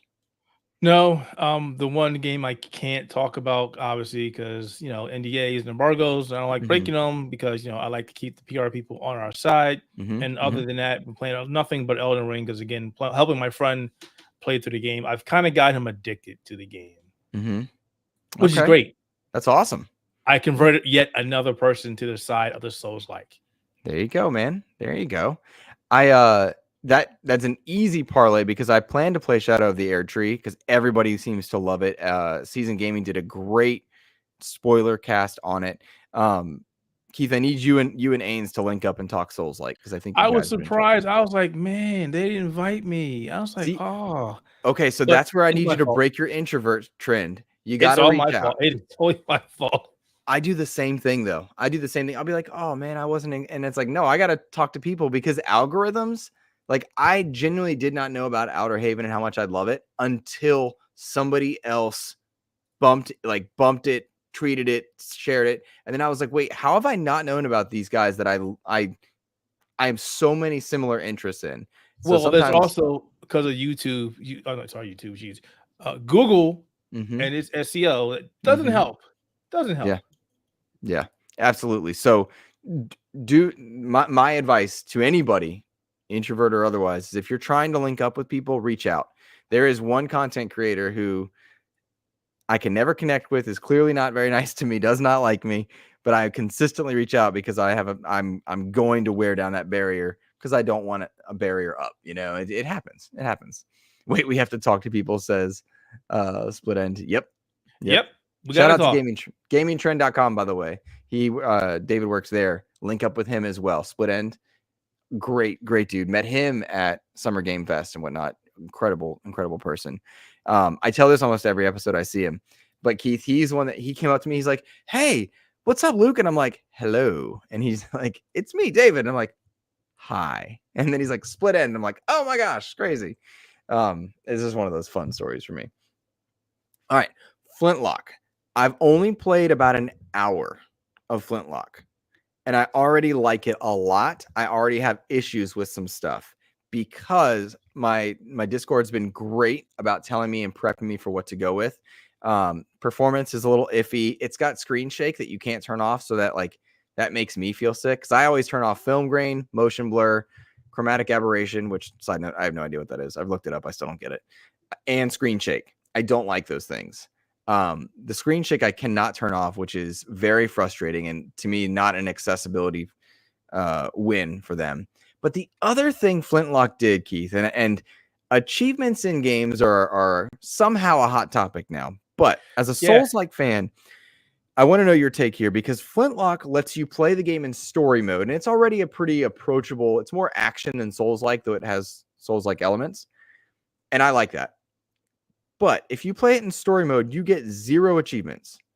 And my question is that not gatekeeping by the developers to say, we're accessible, but tell me what your thoughts are. It very much is. So I have played a little bit of Flintlock. I've been looking forward to this game for the past 2 years. I did play a little bit on PC and then I stopped because, like you mentioned, the game has a lot of performance issues, so much more on PC. So I'm waiting for the developers to come back and fix the game on the PC so I can go back and play it. That said, what they're doing kind of reminds me of what was done with Cuphead. Mm-hmm. They're like, How oh, so? you can play the game in easy mode if you want, but you won't get any achievements. Mm-hmm. Like, but what if people can't play the game like everybody else can? You're basically stopping off of getting achievements because they play the game in easy mode. It Mm-hmm. shouldn't make a difference if they play it in easy mode or hard mode from to get an achievement. An achievement is useless to me because just, oh, hey, I beat the game or I did this in the game. Fantastic. Mm-hmm. You basically telling people you have to beat the game in hardcore mode versus, oh, relax and play at your leisure story mode is a bad decision. You shouldn't be doing that. Yeah. I have no problem with an achievement that says, here's an achievement for beating the game on X difficulty, right? You beat the game on easy, here's 50. You beat it on normal, here's 100. Here 200 for the extreme or whatever. Like, I don't mind that, I guess, declarative award. But I really don't like the idea that says, yeah, you can play our game, but you're not worth it. You're not worth giving an achievement to. Right. That irks me, right? It's something I think Sony does well is you can get a plat in most Sony games for playing on easy. Cool. Like, play Miles Morales on whatever difficulty you want. Enjoy. I take a lot of pride in my Halo beat the game legendary solo achievements. I take a lot of pride in that. But you can still play Halo on easy and feel like you're getting achievements. And I feel like if you're going to make your game accessible, make it accessible. If you're going to make it difficult, fine. But don't try and dip your toe in and then backslap your audience. And I feel like that's what they did. It feels like a slap in the face, honestly, because we just had one game, Another Crab's Treasure, that came out and let people play the game either normal or easy or customize how they want to play with all the options. And it was fine. They didn't care. You beat the game, you beat the game. And then we have this game come out and something that, okay. The Souls community and Souls likes and Souls light community, we have a thing about people playing the game as it should be or get good, which I don't prescribe to either one of those two. And this feels like it's feeding into that. Oh, you beat the game on normal. You beat the game on story mode. You're not good enough. Go back and play it on hardcore now, noob. Not okay. No, we don't need that. Yeah. Yeah. I want to see if A44 goes back and reverts that. I hope so. I feel like they need to do a little bit of tweaking to get their game in its best form. A little bit. I've only played an hour, so I don't want to overspeak on that's the caveat. And I really like the action style because I love a good action game. I'm getting Atlas Fallen and Immortals of Avium level vibes. I'm like, I swim in sevens, Keith. I love a good 7. The AA, the high-end AA games are like my jam, and I love that. Like, but I feel like there's just a little bit that needs to happen here and there to get the game into fully acceptable terms, not just difficulty, but performance, right? Like here and there, like then we can argue over level design and stuff like that. At least that's a game has to work before I will argue level design, voice acting, that kind of stuff. Yes, Does that make sense? No, I agree. Okay. Yeah. That's exactly why I decided I'm not going to review this game until it's excuse me, it's in a better place because it's not there right now. Yeah. And I don't feel it's fair to review a game because it has technical issues, because even though a game can have great gameplay, can have a great presentation, great visuals, great sound, everything, but then you play it and you're stuttering every couple seconds, that's gonna make you go, you know what, this game is terrible, I don't want to play the game anymore. And that's what I don't want. So I think fix the game first, and then I'll go back and review it. It's games like this, situations like this, where I'm a little bit okay with Game Pass giving me a game that I can put down and be like, all right, now is not the time for this, but I'll come back to it when. And I may stick with Flintlock for a little bit. I mean, I'm gonna play more of it just to kind of go through and get a better understanding. Because again, I caveat it all. I've only played an hour, but like, do I finish the game or wait for patches? And like Nisa Lords of is the Fallen. Lords of the Fallen is a great example, right? Like that game needed some work, and its performance still didn't do what it needed to do. And it's been a year, but it's still like, to me, it's a very good game. But its performance, it's true slideshows. I Did you couldn't play believe at the it. very beginning? Did you play when it first came out? No. Oh, it It was was bad. Oh, it was terrible. Really? Both PlayStation and Xbox were like 20, 15 frames per second, stuttering all over the place. It was bad. Yeah. It was bad.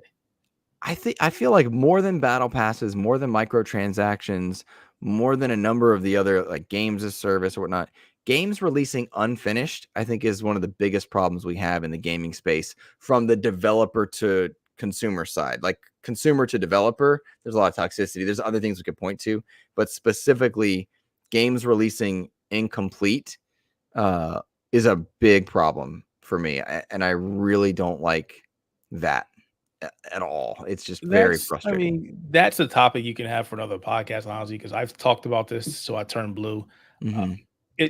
It comes from a lot of things. It comes from investors going, we want our money back. You need to release this game now. To people up top going, this game has been in development for too long. Let it go. To companies relying on the internet now. You know, back in the day, when the game was done, it was done. It got released on the cartridge. If it was terrible, people bombed it, didn't play it, didn't sell. Now, we'll just release an update, an update, an update, an update. Lords of the Fallen, when it first came out, was getting updates like 2-3 times a week.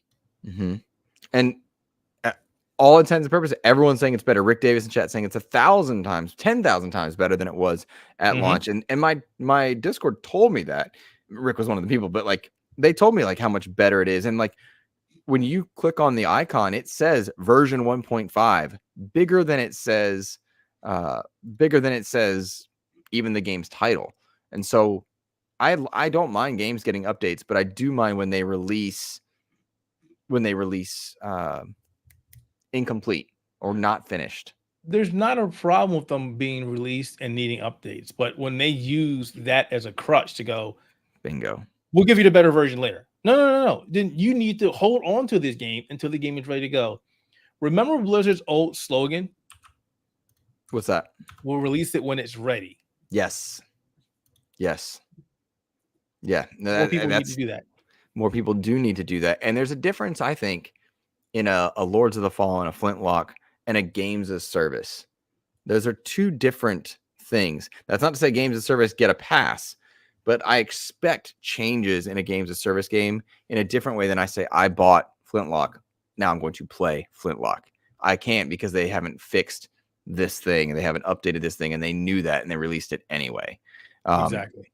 Now, let's see. Dave Burdett asked us a question that I really liked. Where did it go? It was a grace period question. I'm missing it. Where was it? Oh, it was in chat. He asked, should there be a grace period? Here we go. Do you think there's a point where a grace period on doing a review should exist? Like, I think absolutely. The problem is the YouTube algorithm stuff we were talking about earlier. Content creators will rush to get their review out there so they can hit that excitement hype. And then they may be reviewing a game, not disingenuously, but not in the form that you as the consumer go to play it because developers plan to update day 5, day 6, day 7. And that's an issue too, right? I agree 100%. Just speaking for us, when we do a review and we're playing a game and the person playing the game go, this game has issues, this game feels rushed, this game is not going to do well, then I tell them, look, it is in your discretion to decide to not release that review. We tell the company that gave us the game, hey, look, we feel this game is in a bad position. We don't think doing a review right now is in its best interest. When the game gets some updates, we'll come back and review the game. And if you have a problem with that, let me know. It's that simple. I will not let anybody on my team release a review because the game has a lot of issues. That's just, and there's a difference between a bad designed game and a game having issues. Like bugs, performance issues. Yeah, there's an issue right there. I mean, when Lords of the Fallen first came out, I reviewed the game and I said, this game has a lot of issues, and I went down the list saying this has an issue, this has an issue. I do not recommend you picking up this game right now until the developers start putting out fixes for this game. Mm-hmm. It is a solid game, but the bugs are going to sour you. But the problem is, unfortunately, and I can't speak for everybody, a lot of people who reviewed the game ignored those issues. Flintlock, I'm not going to call it websites or YouTubers. I'm not going to do it. Mm-hmm. But there's a lot of people who overlook the performance issues. Mm-hmm. Didn't say anything about a performance issue. There was one website that is PC centric that ignored the performance issues. And I read these reviews and I go, you're supposed to be doing these things for the consumers. Mm-hmm. This is to give them an idea of what to expect if they purchase this game, and you're not doing your job. And it makes me sad because then you get this, and then what do you get, Luke? What is the biggest thing we see right now in terms of gaming journalists with the public? You're talking about like bias? The reception of game journalists right now. Oh, they are not well liked. Like people They do not like us. Game journalists suck because we don't tell the truth. We're always lying. We miss things. And every time I do a review and I see somebody go, oh, they never talked about this. And I go, say, look, I've talked about this. There are people who talked about this. Not all of us should be lumped into the same thing. There are a lot of us who care. But the problem is when you do a bad thing, it never goes away. That's true. One of the things that I appreciate outlets doing, and I recognize that not every outlet has the resources, the time, or it doesn't pay the dividends that it should, but when they go back and they re-review something, I know Rick Davis was talking about like the launch version of Days Gone versus the review version, and I think like if you review Sea of Thieves and then 5 years later you're looking at a Sea of Thieves review from I'll use IGN because I know they re-reviewed, but like let's say you looked at their review from 2017, that's not the same game as 2022, 2024, and so on. When outlets go and re-review things, I really appreciate that. I also appreciate when they say, hey, we're going to update based on performance if X gets patched or whatnot. And you and I have the good fortune of getting to play games before they come out. Like Kunitsugami is a good example. When we got when I got Kunitsugami, I don't know what time frame you did. They said, hey, we're aware of X issue. If you encounter it, that's being fixed, we anticipate, by X date. I really appreciate that.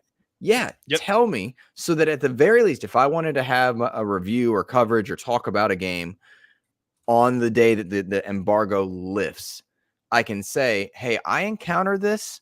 The devs are aware of it. Or I can say, hey, I didn't encounter this, but the devs feel like something is happening like that. Gentlestone calling out Ty Guy Travis saying that he does a good job at making people aware of this. I agree with you. And Rick Davis talking about the review of Sea of Thieves. Yes, I was alluding to that one because I didn't want to. That was a good example because they have kind of not course corrected, but addressed that one. One of the things that I'm allowed the not the NDA, but like the embargo lifted, I can say I'm going to be playing Marvel Rivals. Well, that's a closed beta, but we can talk about it at X date. I'll be able to say I encountered X issue or Y issue, but the devs are aware of this or they haven't responded about something. Being able to communicate to your audience something is very helpful.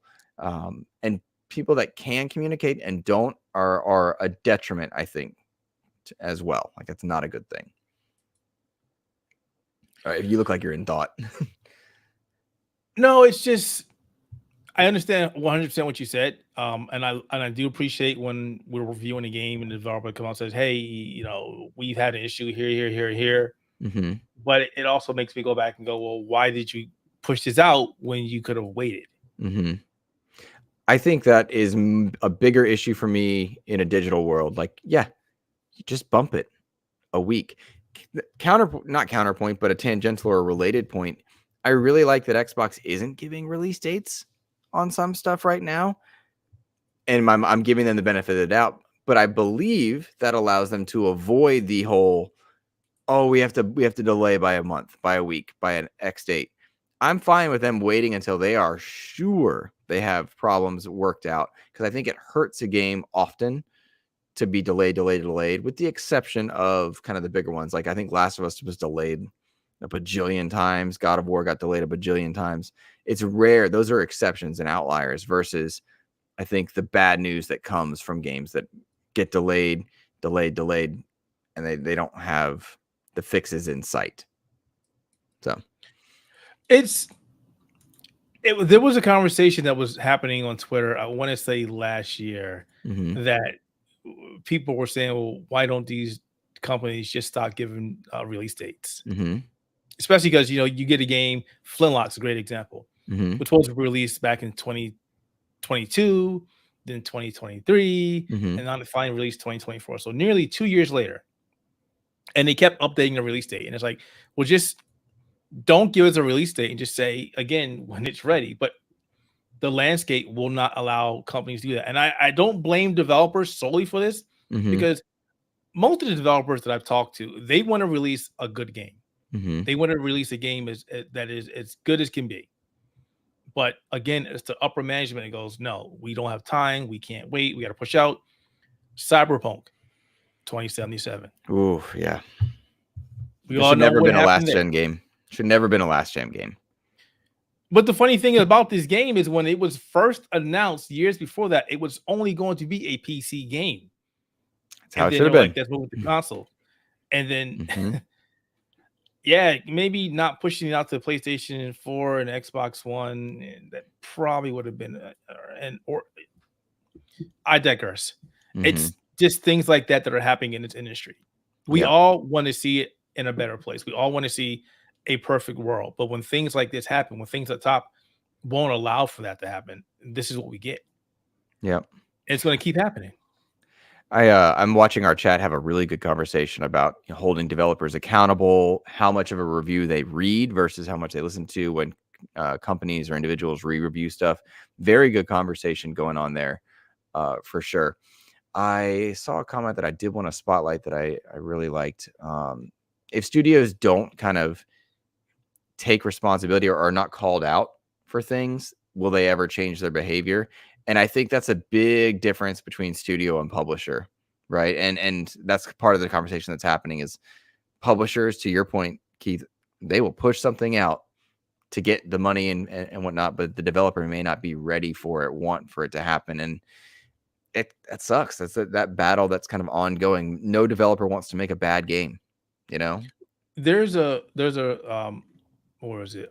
Portal Player stated that a game is like a living, evolving program. It changes. I agree. There are always going to be games to get quality of changes and updates. And yeah, I agree. But that, to us, we had this conversation before elsewhere. It's not the same game anymore. As you mentioned, it is a new game. It has evolved. It has changed. It is doing things that the original game that we played didn't do. But that's not the game that we reviewed. Right. If we ever go back and we re-review the game, then we would go, wow, this game's completely changed. How many times has somebody played a game where they put so many updates in the game that the game is completely different? No Man's Sky is version 1 is completely different from the version that we're playing right now. Fortnite, when it first came out, is completely different than the Fortnite we're playing right now. Yes, games will evolve. Developers will put new stuff into the game, fix stuff that is broken, remove things that don't need to be there. So if you review that game again, you need to review the game and take the merit as the game is right now. And go, well, remember this game came back out in 10 years? It's completely different now. It is a brand new game. Yes, exactly. Split it, yeah. Review the product in front of you at the time and not the promise of what it could be. Exactly. There you go. And yes, and just make sure your audience knows what's going on. And let's shout out Ellery, making good choices. No Man's Sky is currently installing, they say. Well done. Have a blast. Well done. I'm very interested to see, Ellery, your thoughts on the Worlds update and just how the game is. So keep us updated in Discord for sure. For sure. All right, guys, get your questions in as we start to wind down here. I do want to spotlight a couple things coming up. If you're interested in joining us for the community episode, we'll probably be recording that. Let's see, not next week, but the week after, we'll likely record our July episode. So if you're a channel member or a patron, you can join us there if you're interested in doing that. If you picked up anything in the Xbox Ultimate sale, like Ellery, let us know what it is, just because I'm curious to know. Keith, you got a question here from Rick Davis, wanting to know if the Outer Haven's name is in reference to Metal Gear. It is. It most definitely is. I think you just got a fan, my friend. I love when people pick up that reference and go, "Hey, is that Metal Gear?" Yes, it most definitely is. Yes. There you go. Very cool. Hey, Keith, I'm curious. Rick Davis is definitely your new friend. Enjoy. I need more friends, though. Thank you, Rick Davis. Tell Can I me, borrow $5? tell me, what's your thoughts on the Metal Gear 3 remake? Do you have any? Are you excited for it? Nervous about it? I'm excited because that was a great game to me, and I can't wait to play it again.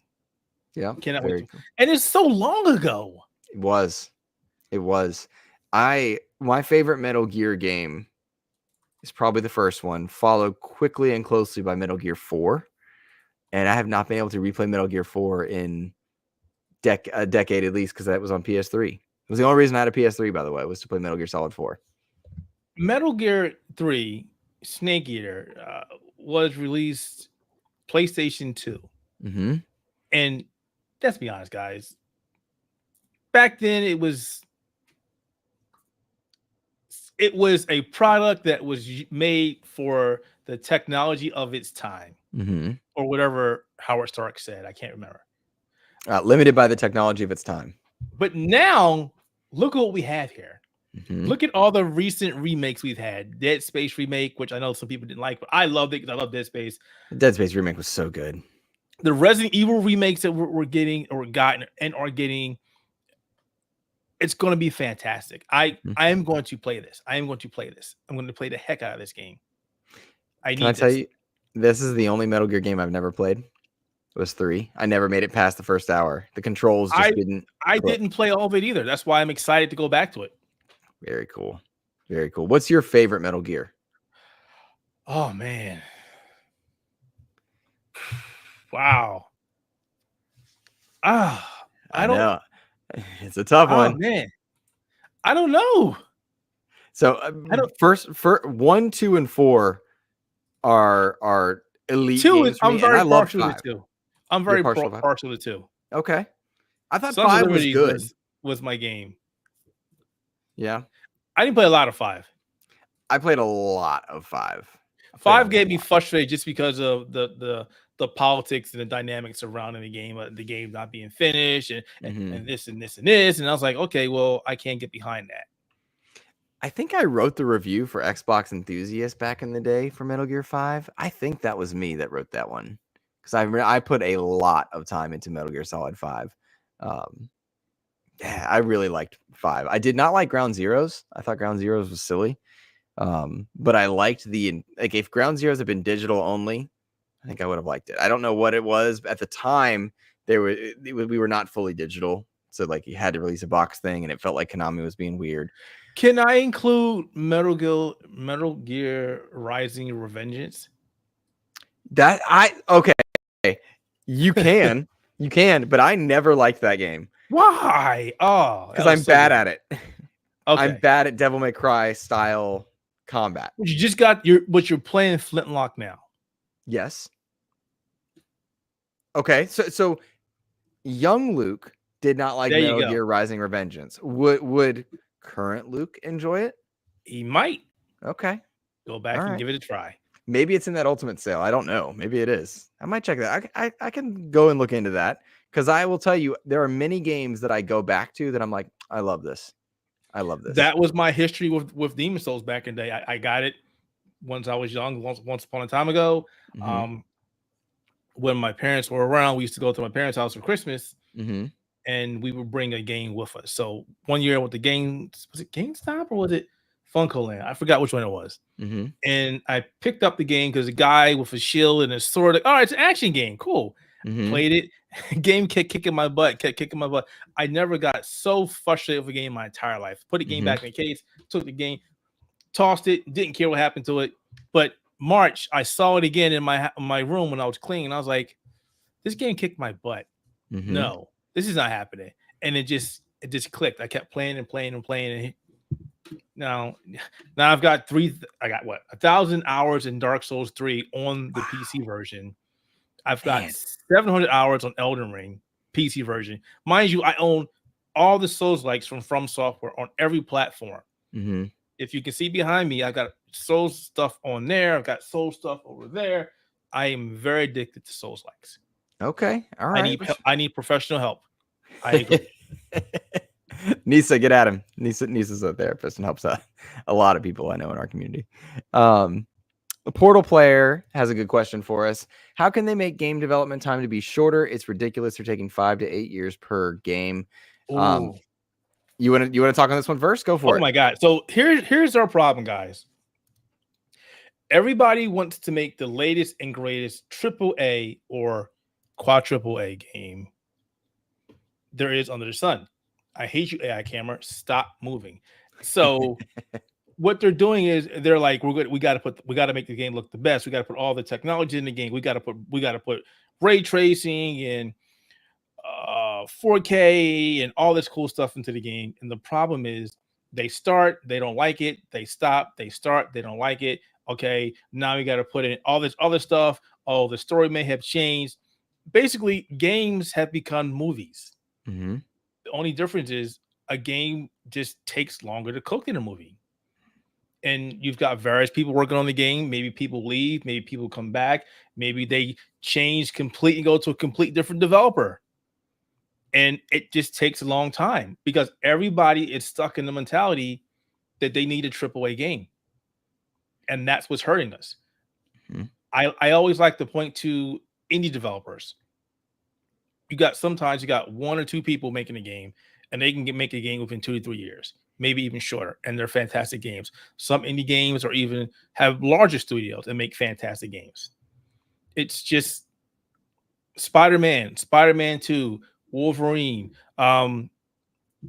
Think of any upcoming Sony game that's in development. They're throwing tons and tons and tons of money at this game because they want the game to be the best. And tons of money equates to long development time because they want it to be the best of the best. And then you guys are out there going, well, why did it take 5 to 8 years to make a game?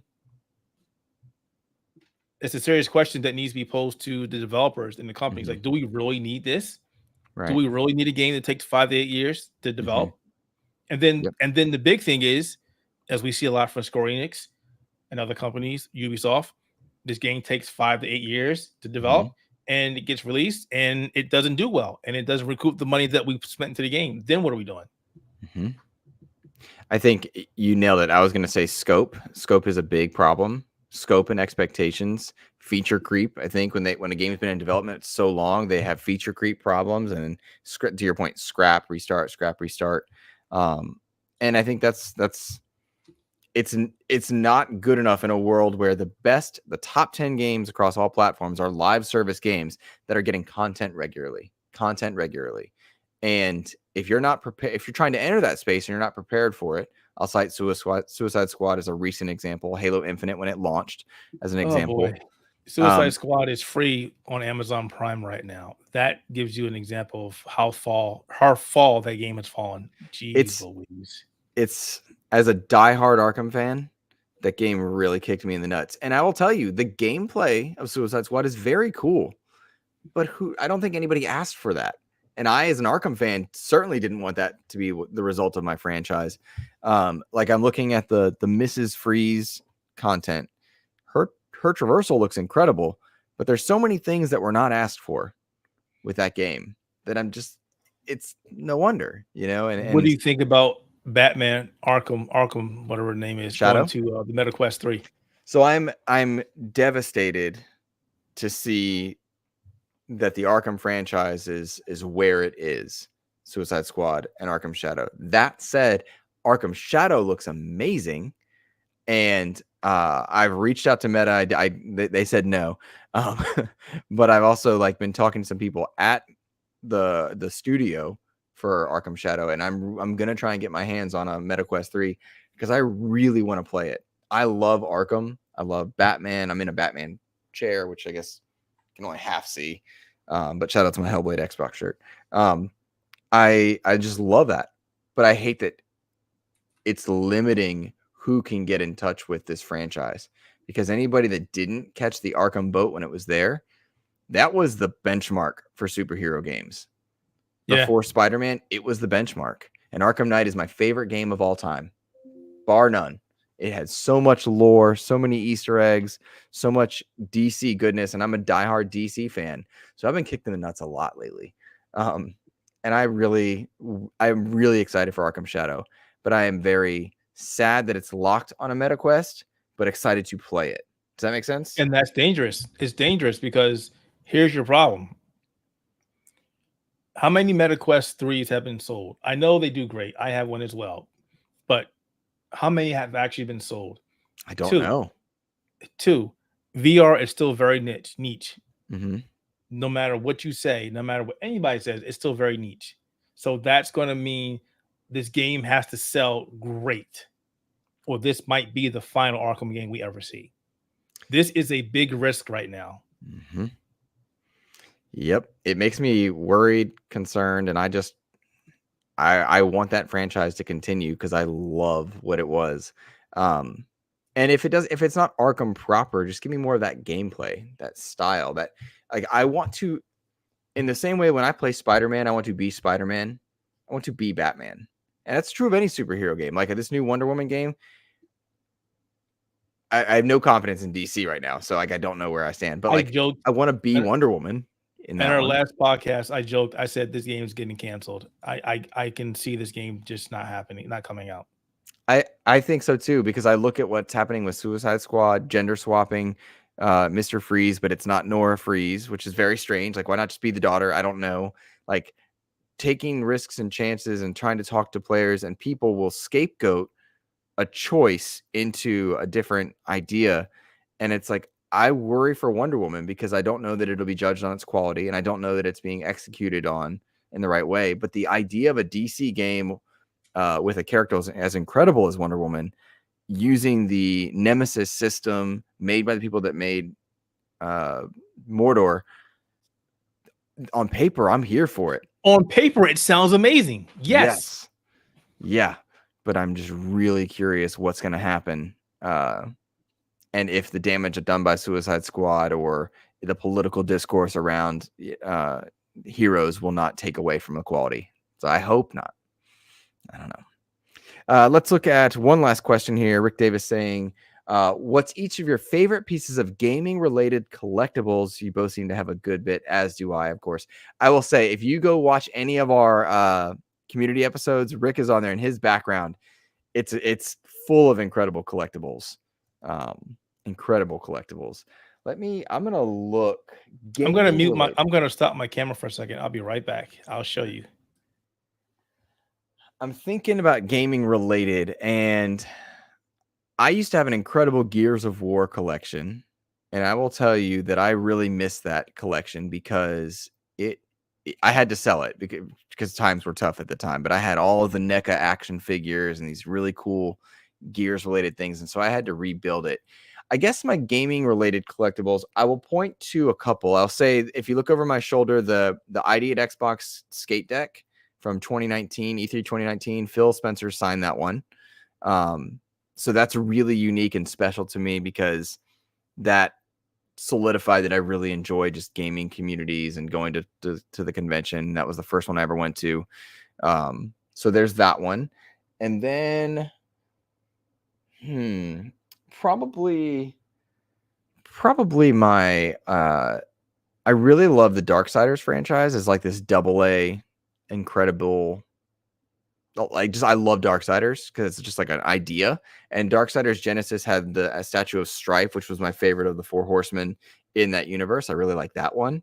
But then I have a ton of like the Halo stuff, which I really love, a Super Lucky's Tale statue, and I got to interview the creator of that. And like, you can see all the different things there from the various Halos, Halo Collector's Editions, which I got after the games came out. Only Halo 4 and 5 did I get when they first came out because of when I snagged it. Keith, I'm gonna bring you back in, my friend, and then sorry about that. Camera did not work the way I wanted it to work. So, one of my favorite pieces is this beauty right here. That is a sword for any audio listener. What sword is that? This is the dark. What is it? Great. What? God, I want to get the right name right because it's different in Elden Ring. This is God. Now I'm going crazy because in Elden Ring they call it the Dark Moon, but it's not the Dark Moon. The Moonlight Greatsword. Okay. This is from the From Software games. The Great Moonblade? That's what Rick's saying? That's beautiful. Yeah, this is a beautiful sword. This was commissioned. This is gorgeous. Sword. Yeah, audio listeners, you've got to look in and see this. That is a beautiful sword. It's a beautiful sword. So, for anybody who's played any of the From Software games, they put this sword in every one of their games. Demon Swords, all the Dark Souls, Sekiro, Armored Core 6, and it's in Elden Ring, but they call it the Dark Moon Greatsword instead of the Moonlight Greatsword. Okay. But it's the same sword. Same sword. Yeah, this, regardless of all the stuff I have in my office, hundreds of dollars, of thousands of dollars of stuff in my office, this is my favorite. That's beautiful, man. And it's hefty too, so I actually can use it as a sword if I need to hit somebody over the head. Nice. Not that I would. But it's great. Somebody breaking in and you're like wielding the Great Moonblade. Exactly. Like, what's you got a gun. I got a sword. Let's go. The gun would win, but one of I will say the one I think, because the Arkham series is my favorite, I have every collector's edition from the Arkham games except for Arkham Origins. And I need to get that Joker statue from Arkham Origins. I love Arkham Origins. I love all the Arkham games. The problem I have is I get, again, like I mentioned earlier, we get older, we get all the stuff that we want, and I've gotten so much stuff, and I put it in the room, and it's either I gotta box up the old stuff and put it in my attic or sell it, or sometimes I just give it to people like, hey, you go. Like my MetaQuest 2, I was like, I got a 3 now. Here, I don't need it. I do that with headsets, which, by the way, I still have an old Turtle Beach headset I can send to somebody. If you're in a channel member or a Discord member, let me know. I have another one. But I do that. I accumulate stuff. I've got all these old Blu-rays that I don't need anymore. I do get rid of like knickknacks and statues for sure. Yeah, I just got a new tool shed installed in my backyard. It's like 10 by 18 feet. And my son was like, so is this your new office, Dad? And I'm like, damn, why didn't I think about that? I could put all my stuff in here. But no. It'd be great to do that. But yeah, I accumulate so much stuff, and it's just ridiculous. It's like younger Keith is living his wildest dreams right now. Yep. Nisa says, send that headset to Joe. I offered, but it's a mid-range unit that I never used, but it's an older Turtle Beach. So it's probably 3 years old mid-range unit. But if anybody needs a headset and you're a member of our community, message me. I'll send it to you. It's not the latest and greatest, but it works just fine. So, well, Keith, I think that's been a fantastic episode. I want to thank you for joining me. And just really appreciate you hanging out, chatting, sharing some of your collectibles, your story with us. Would you please be so kind as to plug your socials and let people know where they can find your content? Sure. So I am Keith Mitchell. You can find me over at theouterhaven.net, where we got a lot of great gaming and news content over there. Games, anime, comics, manga, TV and film. If you really like anime and you love manga, definitely check us out. We have a guy over there, one-man wrecking crew, who does nothing but anime and manga. He is one of the best in the biz. Definitely check out his stuff. You can find me on Twitter at Shadowhaxor, SHADOWHAXOR. You also can find us over at the Outer Haven on YouTube. We're still growing out our small channel. We're trying to figure out. We're at the phase where let's throw everything at the board and see what sticks. I think a lot of us are in that phase right now. YouTube and video is quickly overcoming what we do, but we're not going away as far as the website is concerned. Just we're trying to complement what we do here. As always, I'm a friendly guy. If you ever play Souls likes and you need somebody to help you through a game, I'm your man. Well, I'm one of your men. There are a lot more of us out there, which is great to see. And Luke, anytime you want to stop over and join our podcast, you're more than grateful to do so. And I appreciate you having me on the show. Thank you. Absolutely, man. I'd be honored to. Stick around. I'll send you a Discord link after the fact, because we have a really cool creator section. So if you make content and you're in our community, that's where we plug it, and we are all very supportive of each other. So yes, and I see that Rick Davis and several others of our group are already checking you out. So that's awesome. Very cool. Very cool. Thank you. Guys, you can find me, of course, at InsipidGhost on Threads and Twitter, and I would encourage you guys to do so there. But really and truly, if you're listening to the show, if you're clicking like, sharing it out, just hanging out with us, I really appreciate you all. Have a fantastic rest of your week, everyone, and take care. Got to click the right thing. I forgot to click the right thing. I didn't click the right thing. Here we go.